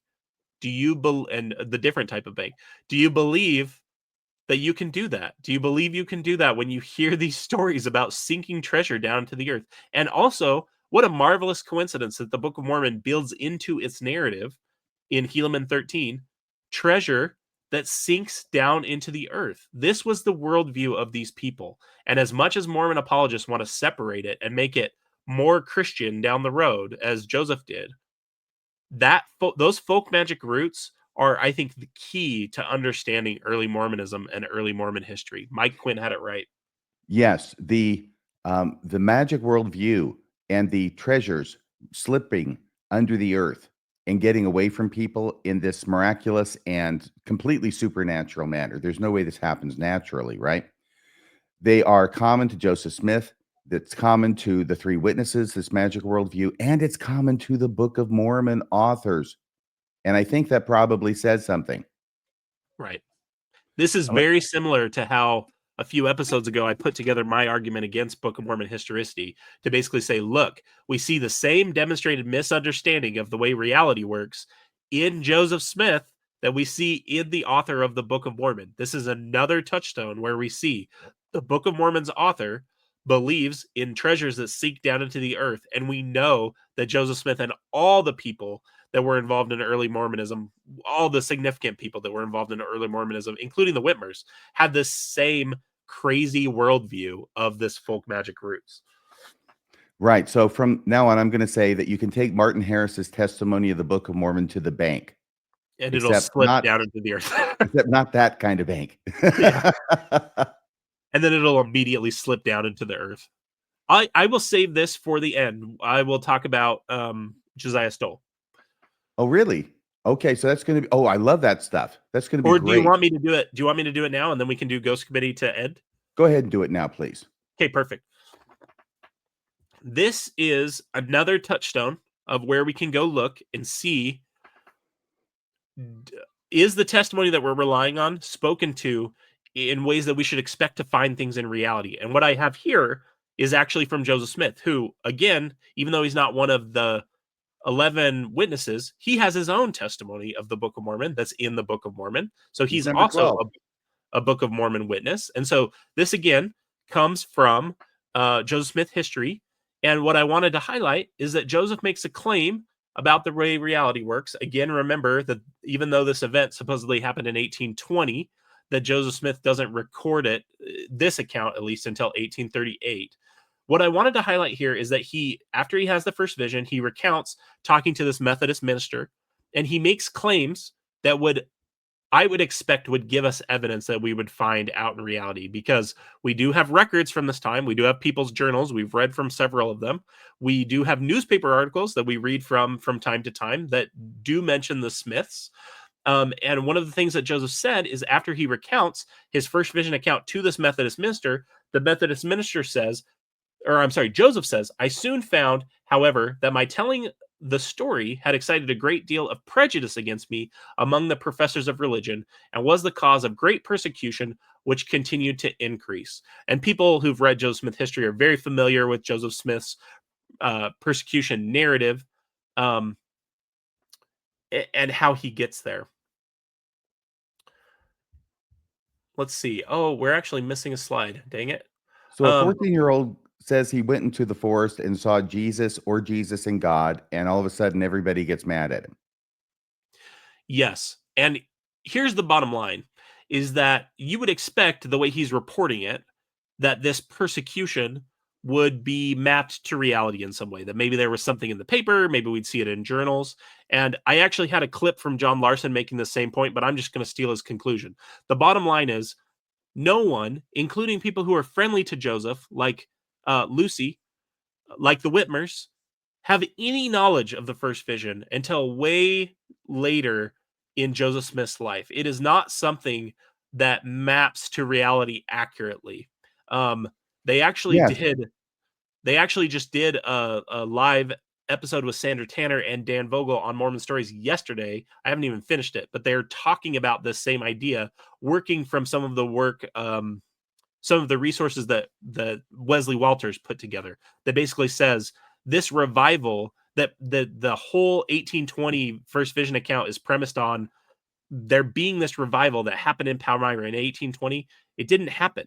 Like we know that it didn't happen the way that it's reported. And that's one piece I wanted to make here, is that we look for those touchstones in reality when these accounts make claims about reality. And if we don't see it, if we should expect to see evidence there, which the way he records it, the way he records this level of persecution, we don't see it.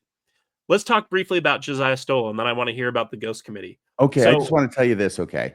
yeah, Mormons and apologists will treat Joseph Smith as if he never told anybody because he was really embarrassed by it after he tells a preacher, right?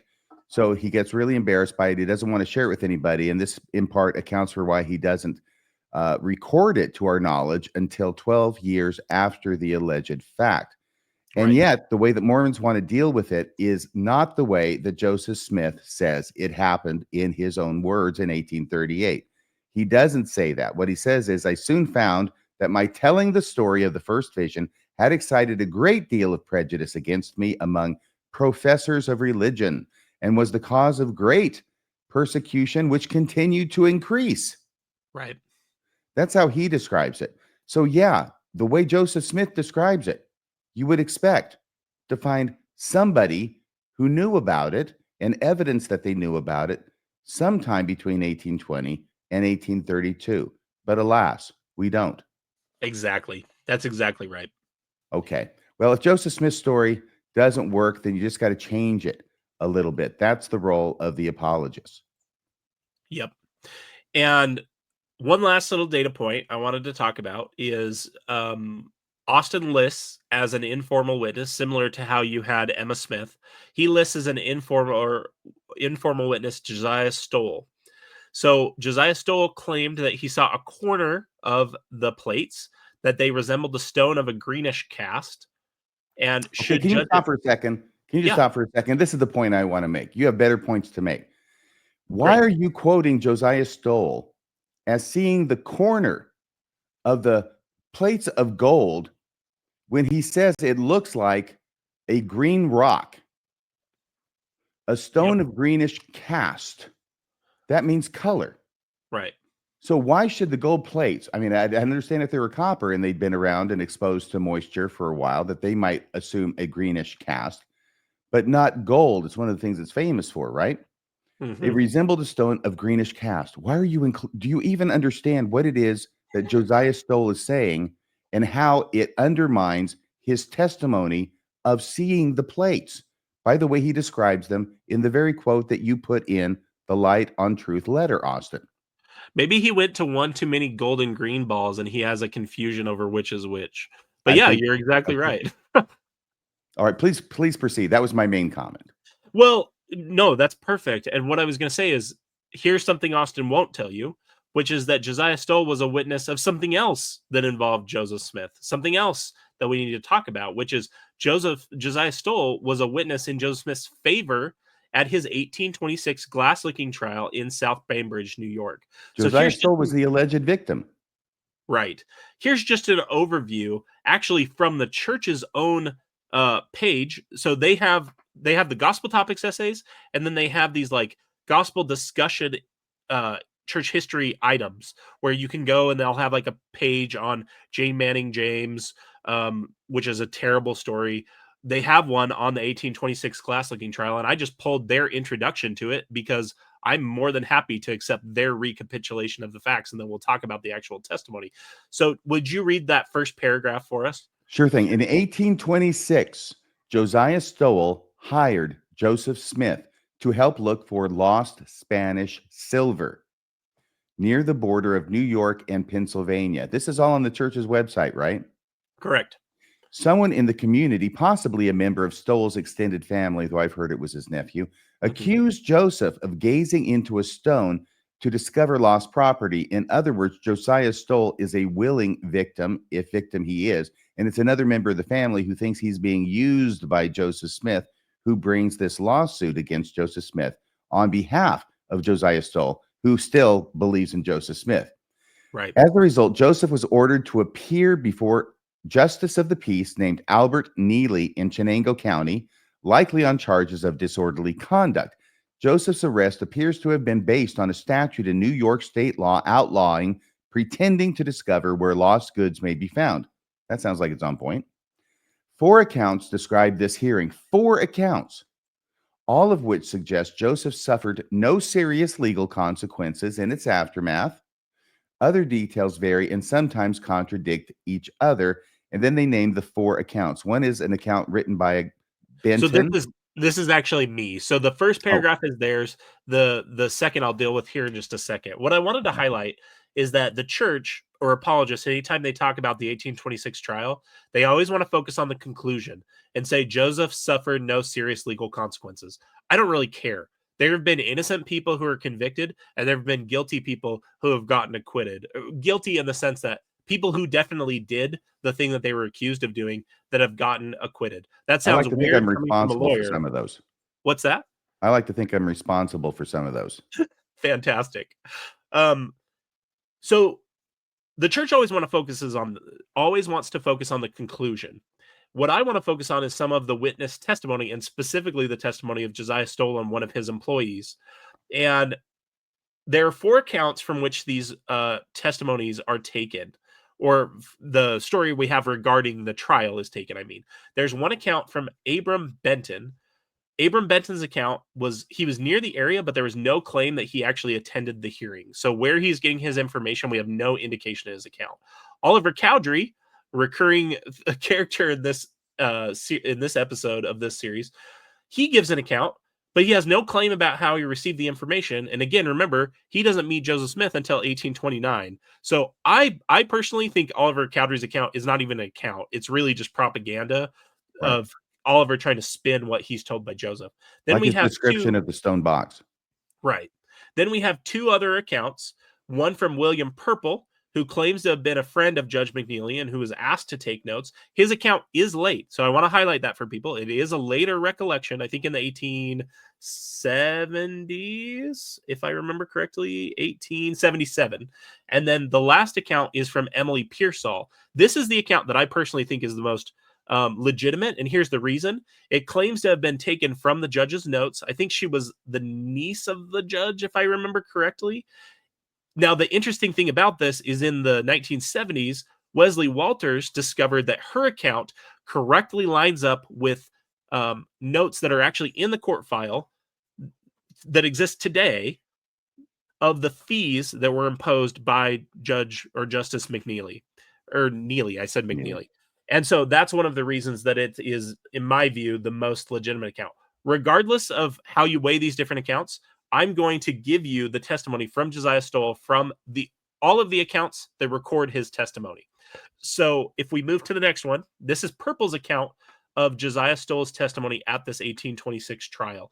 Remember, he's defending Joseph Smith, even though he's supposed to be the victim or the claimed victim in this trial. It says, William Purple's account records, the next witness called was Deacon Josiah Stole.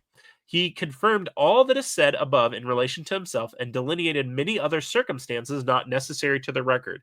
He swore that the prisoner, that would be Joseph Smith, possessed all the power he claimed and declared he could see things 50 feet below the surface of the earth, as plain as the witness could see what was written on the justice's table, and described very many circumstances to confirm his words.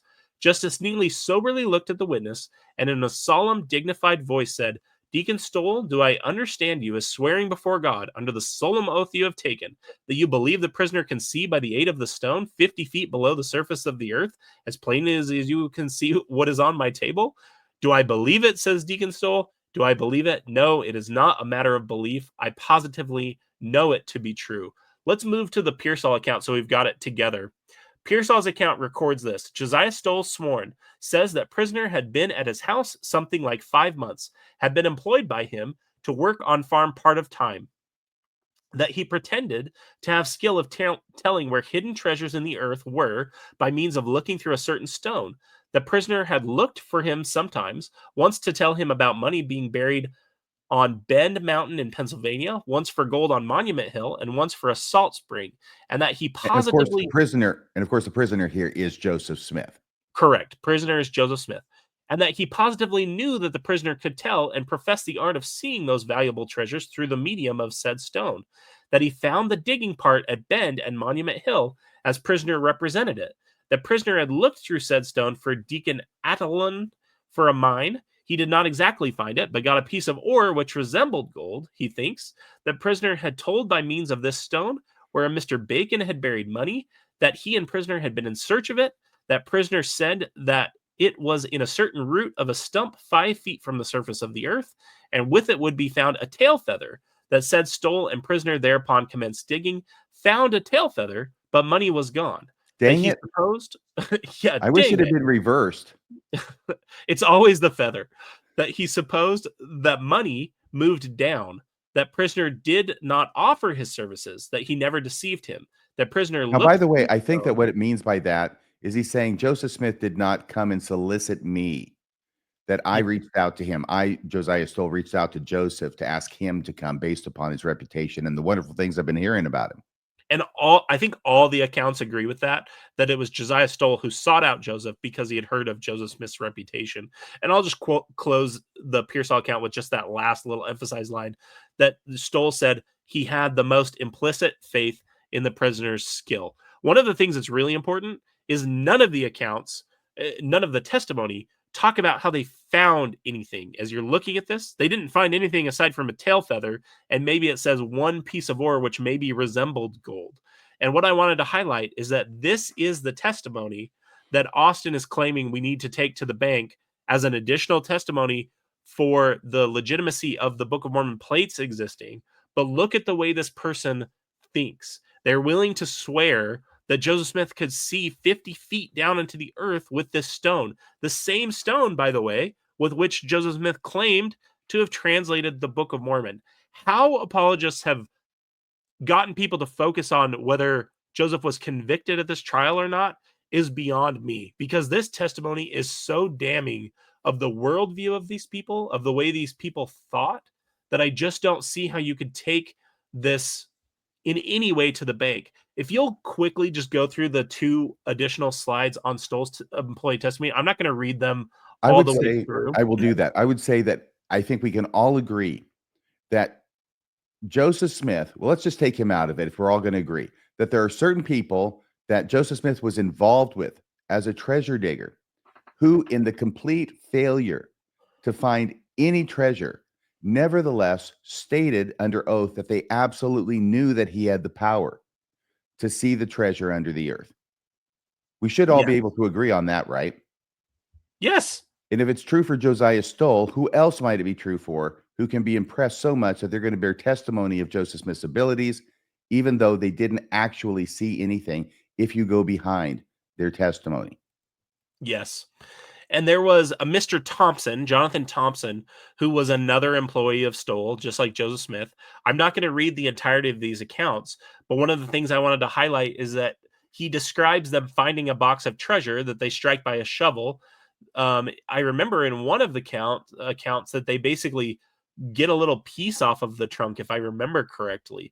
But the point is that he's describing them finding this chest of money with Joseph Smith that again sinks down into the earth. That's the part I want to highlight, is like, this is not the way reality works.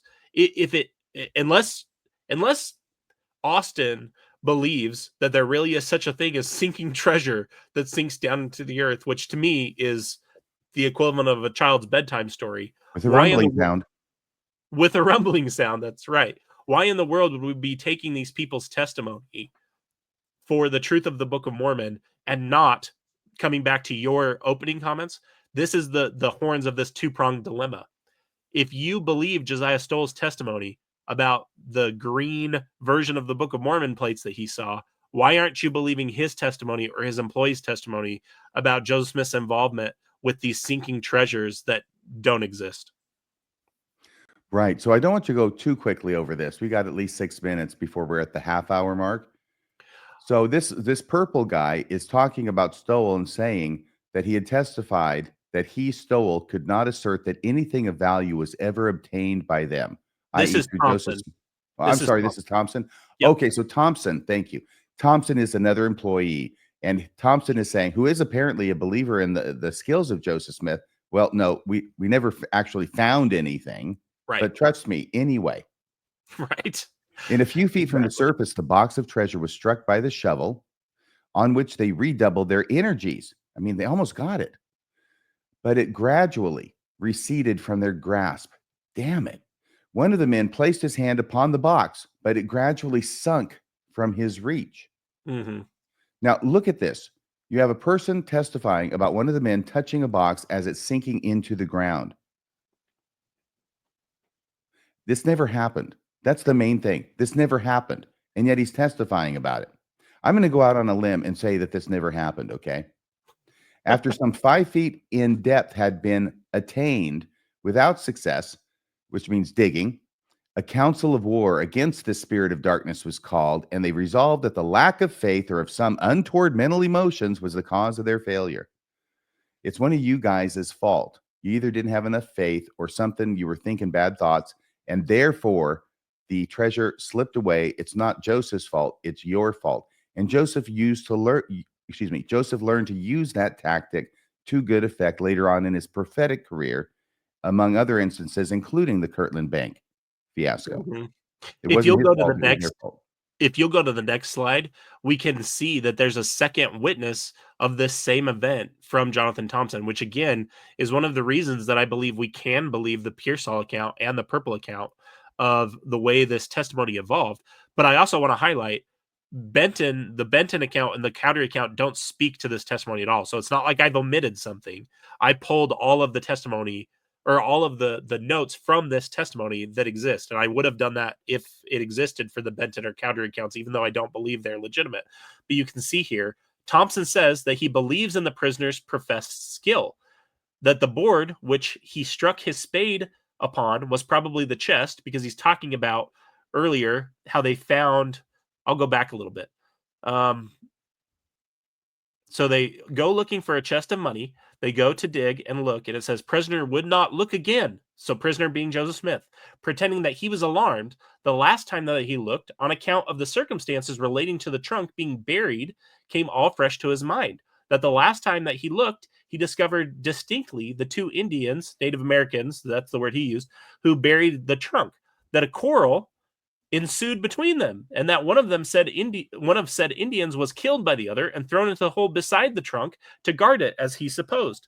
Thompson says that he believes in the prisoner's professed skill, that the board which he struck his spade upon was probably the chest, but on account of an enchantment, the trunk kept settling away from them under the dirt while digging, that notwithstanding they constantly removing dirt, yet the trunk kept about the same distance from them. I think this account is interesting because I think it also gives away a naturalistic explanation for how this happened. Sometimes when you're digging a hole, you may hit a rock, or you may hit even like a hard pack of clay or something like that in the Or a earth. root.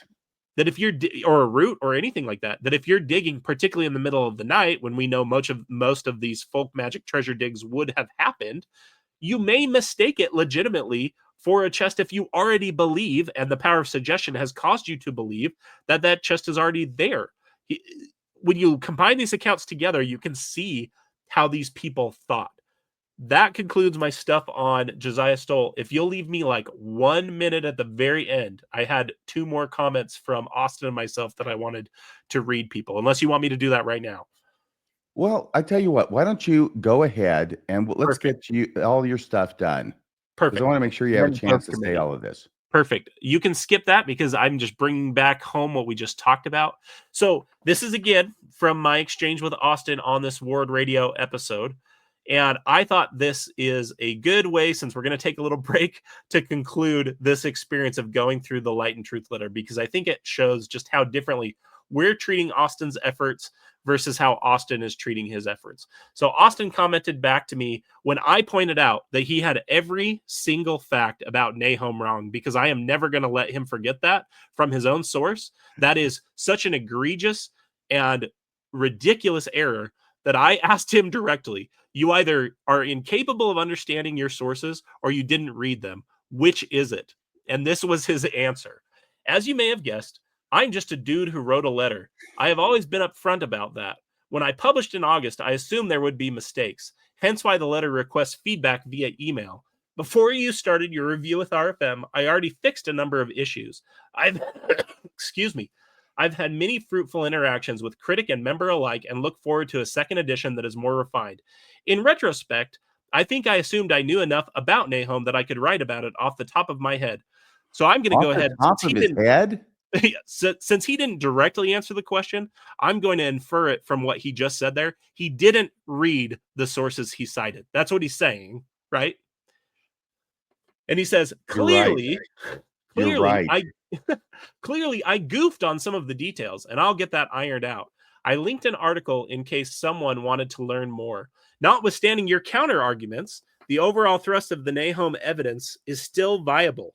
No, Nahum it's won't be not, Austin. convincing.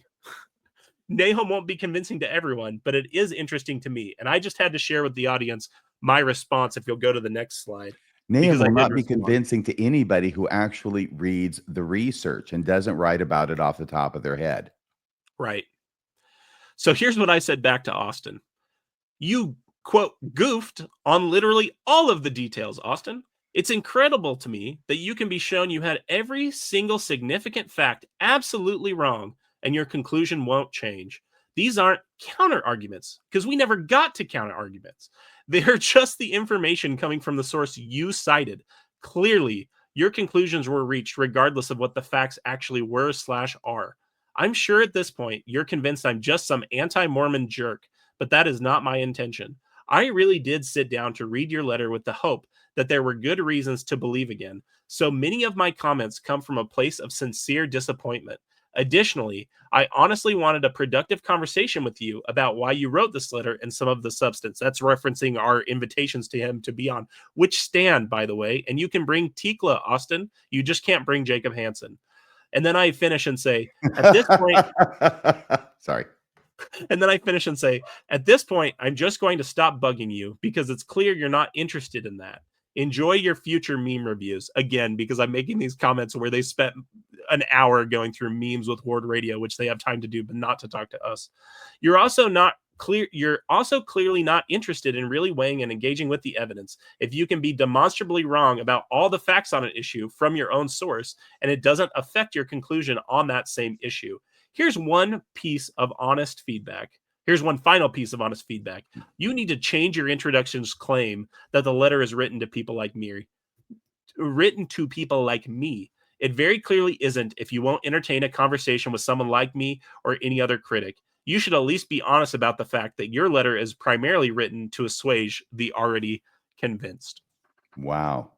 Well put. I'm surprised he even has anything to do with you. You eviscerate him so thoroughly. I'm very mean when I want to be. And Is I'm that not the trying last- to be mean. That was the very last one, wasn't it? Yeah, and the point of this is I'm not trying to be mean. The reason we're doing this is everything I told Austin, because I really wanted to evaluate the evidence, and I'm having a lot of fun going through it with you. But now I want to hear about the Ghost Committee, please. All right. Well, hang on a second here. Let me go back to the Ghost Committee. I'm looking at the teeny tiny little slides here. I think I'm in the general neighborhood right now. So what I'll do is I'll go up here and move my way forward through the things I've already gone through. There's Mary Whitmer. 42. You need to go to 42. Thank you. Brilliant. There it is. So the Ghost Committee, or why believing textual similarities in the Book of Mormon with other time periods can lead to disaster. We've completed our episode about the witnesses. This is another thing that I wanted to talk about last time, didn't have time to, because this has to do with finding Hebrewisms in the Book of Mormon and therefore concluding that it was written by Hebrew authors, okay? Because that's not the only thing that's been found in the Book of Mormon. Is Hebrewisms. The critical edition of the Book of Mormon, that's a picture of Royal Skousen, PhD, who has been behind this. He's a brilliant guy, okay? I would like to begin this paper that he gave with a brief overview of the critical text project of the Book of Mormon. I will then discuss some of the more recent findings of this project. So here are the two main purposes. The main purposes of this critical text project are, 1, to establish the original English language text of the Book of Mormon to the extent that it can be discovered. And 2, to determine the history of the text, in particular, the changes that the text has undergone, both editorial and accidental. This has gone on for decades and has produced numerous volumes on the subject, all of them extremely important to Book of Mormon research. Now, Jeff Lindsay's blog gives an overview of the situation with this particular aspect of research that was uncovered by Royal Skousen and another guy who's an editor named Carmack. So it's Arise from the Dust is the name of Jeff Lindsay's blog. All the information is up there about it and when it was published. This is from the internet. Here's what he says. It's about early modern English in the Book of Mormon. And what the heck is that doing there? He writes, much of the non-standard, awkward grammar in the Book of Mormon as dictated by Joseph turns out to be characteristic of early modern English, or E-mod E. several decades before the King James Version was written. This puzzling discovery was first made by Dr. Royal Skousen, the man whose lifetime of work in pursuing the Book of Mormon Critical Text Project has resulted in the earliest text of the Book of Mormon, giving us the arguably best available estimate of what Joseph dictated to his scribes. E mod E, once again, that's early modern English, can be said to begin around 1470 and to extend to perhaps 1670 or so. So the KJV, first published in 1611, fits squarely in this period toward the end of it, yet has some distinct differences from the E mod E of earlier decades. So there's stuff that was going on in the language of the early modern English before the King James Version was translated that end up in the Book of Mormon. What a mystery. Finding E mod E elements that predate KJV English or that do not occur in the KJV from which Joseph Smith could obviously have accessed it, right? Mhm. Was not driven by an apologetic agenda, but was a completely counterintuitive and controversial find, you can say that again, that was simply driven by the data. Apologetic arguments have evolved, but the case for the authenticity of the Book of Mormon in no way depends upon them. Can you read this part? Yep. Because this also fills out some of the background on what's been going on. Absolutely. If the language of the Book of Mormon, as dictated by Joseph Smith, was standard Yankee dialect or just Joseph's own bad grammar, as many of us have long assumed, that fits the idea of revelation being given to people in their own tongue and language. It's quite a paradigm shift to consider that the language Joseph was dictating might not just be his own language loosely draped in KJV verbiage, but often reflected some kind of tight linguistic control to yield archaic scriptural language that was surprisingly standard or acceptable in an era slightly before the KJV was translated. Why and how is still a matter for speculation and debate, but the data is there and demands to be considered, explored, and tested. Okay, going on. One man taking up that challenge is a linguist, Dr. Stanford Carmack. He's the other guy who has further explored the strange occurrence of archaic E mod E from several angles in great detail. Carmack more fully demonstrates that the Book of Mormon provides extensive and accurate E mod E usage and grammar in ways that cannot be explained by copying the KJV. Such laughable blunders as in them days, this is from the original Book of Mormon, in them days, or I had smote, or they was yet wroth, turn out to be consistent with E mod E patterns. The analysis shows that much of what we thought was bad grammar is quite acceptable E mod E, sometimes showing a sophisticated mastery of E mod E. So it's like, holy E mod E, Batman. How did Joseph Smith know about this? And what is much more important is, what does it mean? Mhm. That's the 'Cause part I'm puzzling over because I'm learning about everybody is. from you. Everybody Yeah. is. Well, this is where we get to the Ghost Committee. You're going to love this stuff. The findings are puzzling indeed, but his work is rich with facts and data that again demand attention. This again being from Jeff Lindsay, who gives us a nice summary here.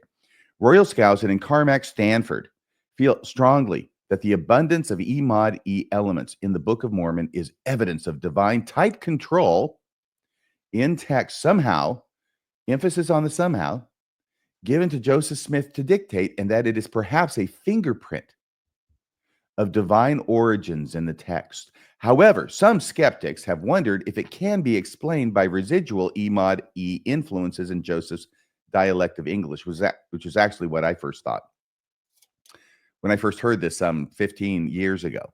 Yeah. Some of the Hick language found in regional dialects preserves elements of English that have long since become obsolete in modern English, so such a thing could be possible to some degree. And I think it's been found out that basically, yeah, that is kind of what was going on. However, this was the heyday of the Ghost Committee. I think Carmack and Skousen would argue that the level of E mod E is so strong and often so appropriate to the 1500s that it would be hard for so many elements to survive in the United States. So this Book of Mormon, early modern English, created quite the stir. Both Skousen and Carmack even postulated the existence of a committee existing in heaven. Are you paying attention now?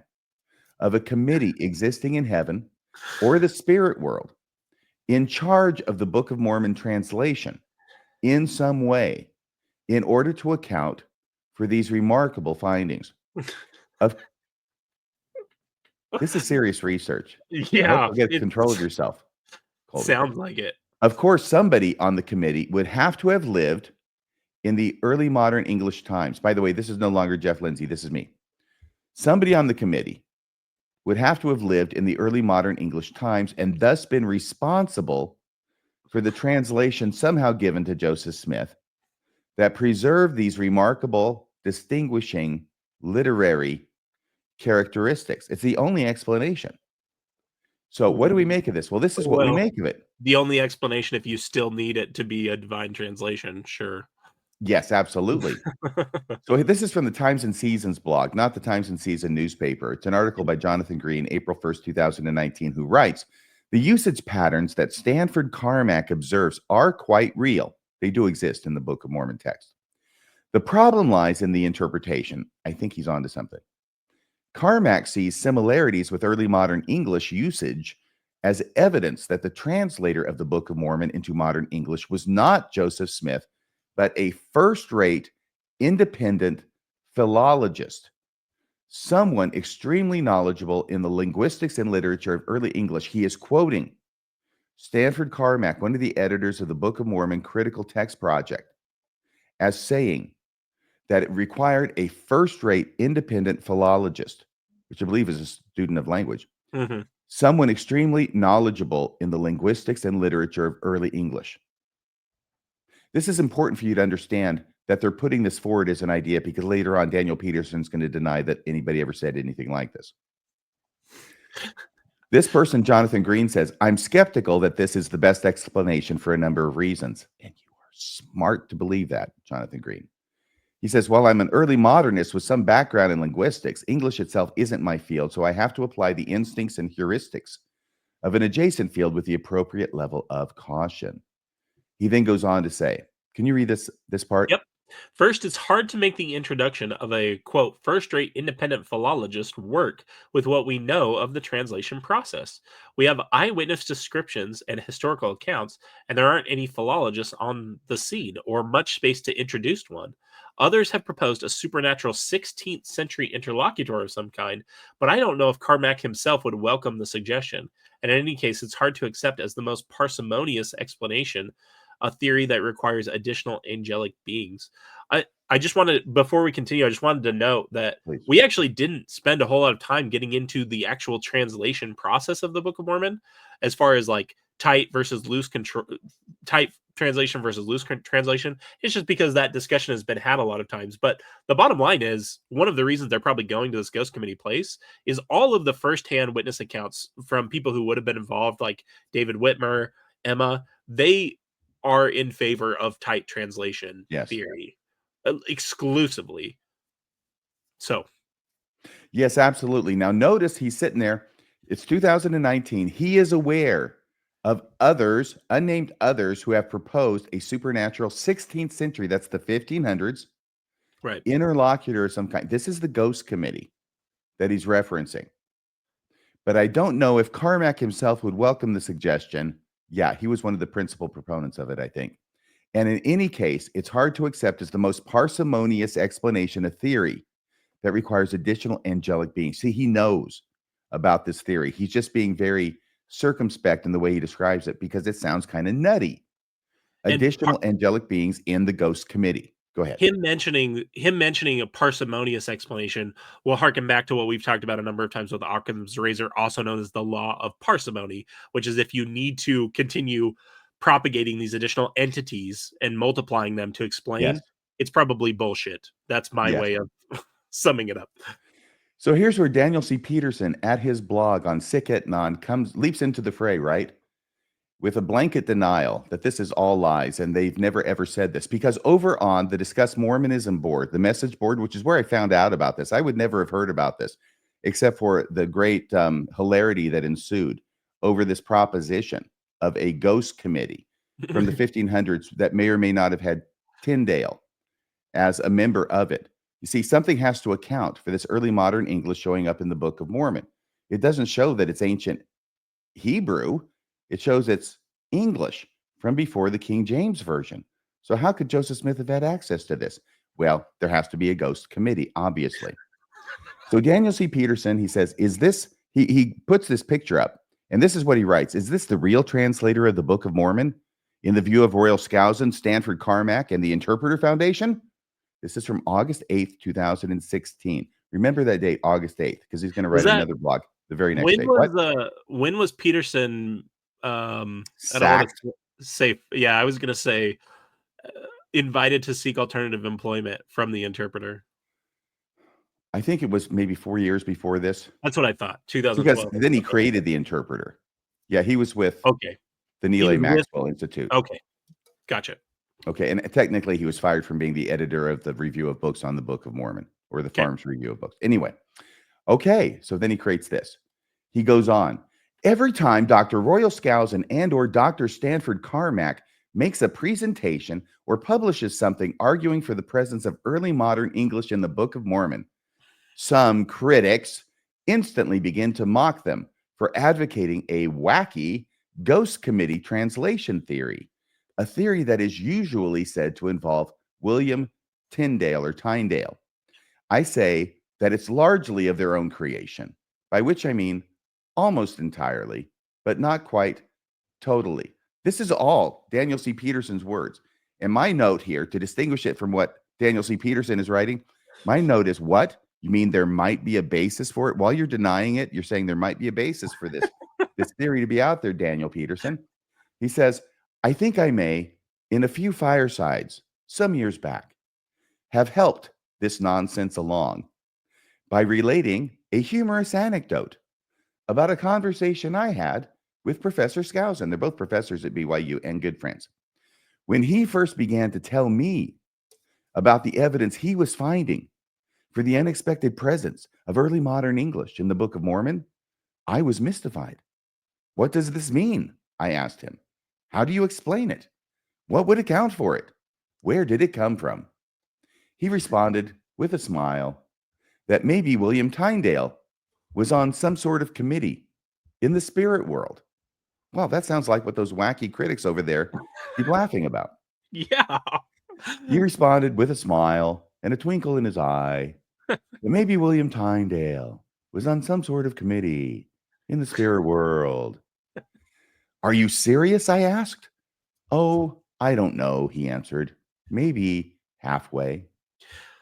Can I also just say so first of all, as ridiculous as this idea is, as transparent as Daniel C. Peterson's repeated lying is, I also love that it can't just be some random peasant from the 1500s. It can't be some other educated person from the 1500s. They have to claim it's Tyndale himself, that, if listeners aren't aware, helped with the Tyndale Bible. Obviously, that's where the name comes from. So they've got to pick one of the most significant literary figures from that time period, because of course, like, who else would it be, right?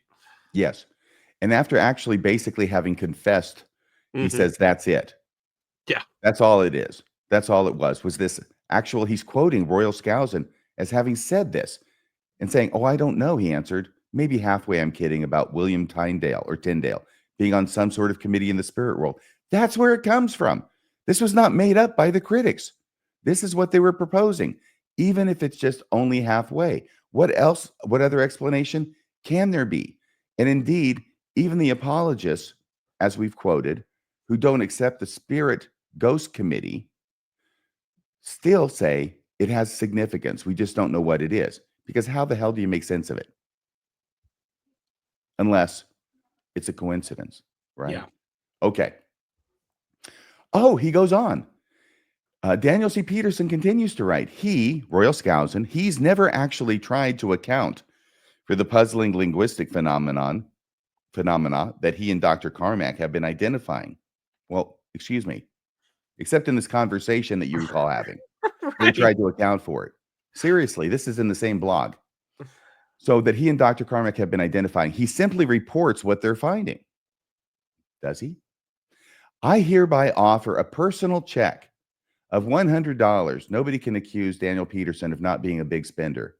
I hereby offer a personal check of $100 to anybody who can locate any passage in any published writing by either Dr. Skousen or Dr. Carmack in which either of them seriously advocates the proposition that the Book of Mormon was rendered into English by a mysterious spirit world committee of translators with or without the leadership of William Tyndale.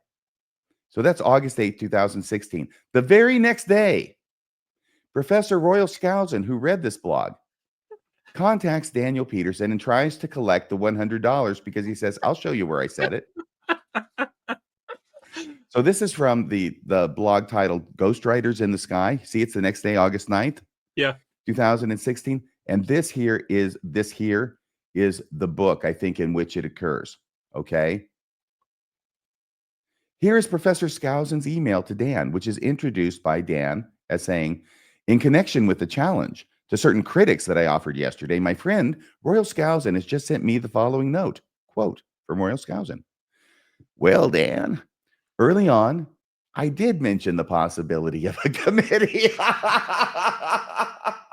which Dan knows because he literally told that freaking story. Like, I know. What? And they're going to Dan argue about who Peterson- said William Tyndale or Tyndale here in a second. He says, Dan I have Peterson never is like speculated the- on who might be on the committee. So according to Skousen, he never said the name William Tyndale. Not even jokingly that it included William Tyndale. In fact, his English is too early. I definitely do not recall the conversation you put on your blog, Daniel Peterson. I do not recall that conversation. But this is what I have written in ATV, which is Analysis of Textual Variants, on page 1052 under Jacob chapter 6, verse 13, referring to the pleading bar. And the actual translator, this is Royal Skousen quoting himself from this book in order to collect the $100 from Daniel C. Peterson. Good luck, pal. And the actual translator of the Book of Mormon, the Lord himself or his translation committee, seems to have been familiar with the term. This is what Royal Skousen wrote in his book. This is a massive, massive scholarly endeavor. And I'm going to suggest to you that he's not going to put in that quote unquote parenthetical comment in the text of the book unless he thinks there's something to it. Okay? Right. Because he doesn't go into any detail in the book.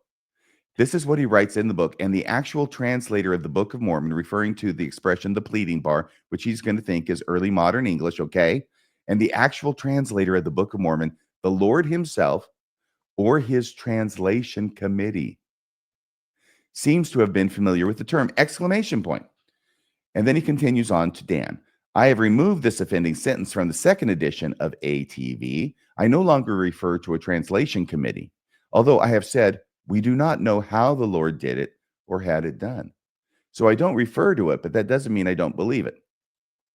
That is as far as I will go because it does no good to argue about this issue. Boy, you can say that again. Instead, let's study the text. Best wishes, Royal. And then Dan Peterson says, Professor Skousen is claiming the $100 reward that I offered. Well, Dan Can I isn't read going this to one? pay up. Dan goes, sorry, though. Even this doesn't qualify according to the standards that I outlined yesterday. Boy, trying to get that $100 check out of Daniel C. Peterson's tightly clenched fingers is going to be a job. He asked the questions here. A reference, of course, to Austin 5 on another podcast that is not ours. I required a passage in any published writing by either Dr. Skousen or Dr. Carmack in which either of them seriously advocates the proposition that the Book of Mormon was rendered into English by a mysterious Spirit World Committee of translators. End of me quoting myself. A mere passing mention in a disjunction, the Lord himself or his translation committee, and with a concluding exclamation mark, plainly a rather lighthearted mention, doesn't count as serious advocacy, by which I mean the assertion of a proposition on the basis of marshaled evidence and analysis. So even though he believed it, even though he included a reference to it in the actual published work, Dan's not going to give him the $100. I know we only have a minute, but I want to say one thing here.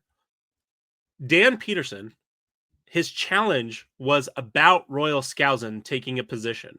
Royal Skousen writes in and says, Dan, I took that position. And Dan, this is what doing apologetics for this long does to your brain.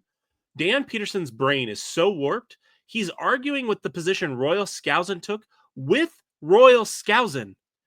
I want people to see that. That's how warped Dan Peterson's view of reality is. He's arguing with Royal Skousen about what Royal Skousen said. Absurd. That is a brilliant point. Thank you for including that. He goes on, my main point, this is the second blog, August 9th, my point in issuing yesterday's challenge was to call out certain critics. It wasn't for you, Royal, damn it. It was to call out certain critics over on that Discuss Mormonism message board that I hate so much that I can't stop from watching all the time, who have been alleging for years, though, with ever diminishing excuse, not with no excuse, ever diminishing excuse, that the existence of, in other words, it was talked about a while back, but now they're backing off of it, that the existence of a ghost translation committee in the spirit world is the very core, no true Scotsman fallacy, and straw man is the very core of the Skousen Carmack position. No, they've never argued that. It is not. Wow, thanks for telling us, Dan. It doesn't really even rise to the level of peripheral. So the fact that this is the core centerpiece of their position means that you can't make fun of the fact that they believe it anyway. Yeah, what does he think peripheral means? By definition, having an aside like that is peripheral. It's a peripheral point at best, sure, but like Dan Peterson is so dishonest. I cannot stand him. Please continue. Well, you heard it here first, Dan. The fact is, he goes on, that doctors Skousen and Carmack have identified unexpected linguistic phenomena in the Book of Mormon. It's the Imadi that we've been talking about, that they weren't originally looking for, didn't expect to find, and can't really explain, except when they're talking about a spirit committee. But that, though such linguistic features are not essential to a case for the historical authenticity and divine inspiration of the Book of Mormon, are extraordinarily interesting. For one thing, he writes, in my judgment, they represent a potentially enormous problem for secularist critics. And then I put a note, editor's note, really? In what way is this a problem for secular critics that there's Imad E in the Book of Mormon? Getting their story straight, I write, because he writes a postscript on the second blog where he disagrees with Royal's recollection of this conversation. He says, P.S. I do remember that conversation with Professor Skousen. It probably occurred around 2006 or so. And I distinctly recall both the mention of William Tyndale and that the conversation occurred after dark in the main hallway near one of the stairwells on the ground floor of BYU's Jesse Knight building. It's like a game of Clue, but he gives all these details. He definitely remembers it. It's possible that I was the one who mentioned Tyndale's name. This was a brief exchange that occurred a decade ago, after all. But I don't remember the conversation that way. In other words, Dan is saying that Royal brought up Tyndale's name, and Skousen is saying that Dan brought up Tyndale's name. Either way, they're both saying it was brought up by somebody. What a wonderful meta point when we're talking about taking eyewitness testimony or witness testimony to the bank, as Austin Fife wants us to. These two BYU professors can't even agree definitively on what happened in a discussion they had about 10 years before. And and Austin wants to privilege that based on the way we know reality works from people who believed in this folk magic nonsense from almost 200 years ago. Just think about a discussion that was remarkable and worth remembering. But now that this amazing and remarkable conversation has been turned into disrepute, both of them are backing away from it and accusing the other one of having brought up William Tyndale's name as being on this ghost committee. Do you have to run now? I think if we can do it in 5 minutes, we're good. Okay. Why is the Book of Mormon, early modern English, a problem? It's not a problem. This is me now. It's not a problem for the non-believer as suggested by Professor Peterson. Rather, it is a problem for the apologist. How so? Because it is the result of a mindset that every linguistic or syntactical Book of Mormon anomaly that can be traced to another time and place must mean something. This apologetic mindset is created by seeing anything linguistic or syntactical with ancient, a relationship between that with ancient Hebrew as evidence for the Book of Mormon. In other words, it means something. This is like from Richard Dreyfuss, Close Encounters, where he says this is important. He's looking at mashed potatoes, folks. This is important. This means something. Therefore, when Carmack and Skousen and Peterson see a Book of Mormon linguistic connection with early modern English, it must mean There is a connection, a relationship. This means something. If the Hebrew stuff, right, the Hebrewisms mean something, then the early modern English must mean something as well. Right. In other words, it can't just be a coincidence with no meaning attached. Why? Because if the early modern English connection to the Book of Mormon is just a coincidence, what does that do to the analysis of ancient Hebrew literary forms in the Book of Mormon? Are those just coincidences too? The bottom line is that insisting on reading meaning into every anomaly is not a good way of arriving at the truth. And there we have Ghost Committee, rest in peace. And there's a picture of Casper on the headstone. 1939 to 1951 was saying, "Can I keep you?" I love it. And that's it. What a wonderful point that I had never heard before, RFM. I really enjoyed that because, yeah, sometimes those weird anomalies are just that. They're just a weird anomaly, and maybe we'll never have the answer. But we can't just lean into, like you're highlighting the apologist to, we can't just lean into finding an explanation when we don't have a credible explanation, because what that does is it hijacks. We already know that our brains are subject to being hijacked by the power of suggestive thinking and pareidolia. So to lean into that is you're going to be believing whatever bullshit anyone wants to sell you if you apply that consistently. That's the bottom line of what we're highlighting today. That's why the witness's testimony, to me, at best, I said this last episode, at best, the witness testimony, even as a believer, amounted to me to mean guys I don't know said something happened.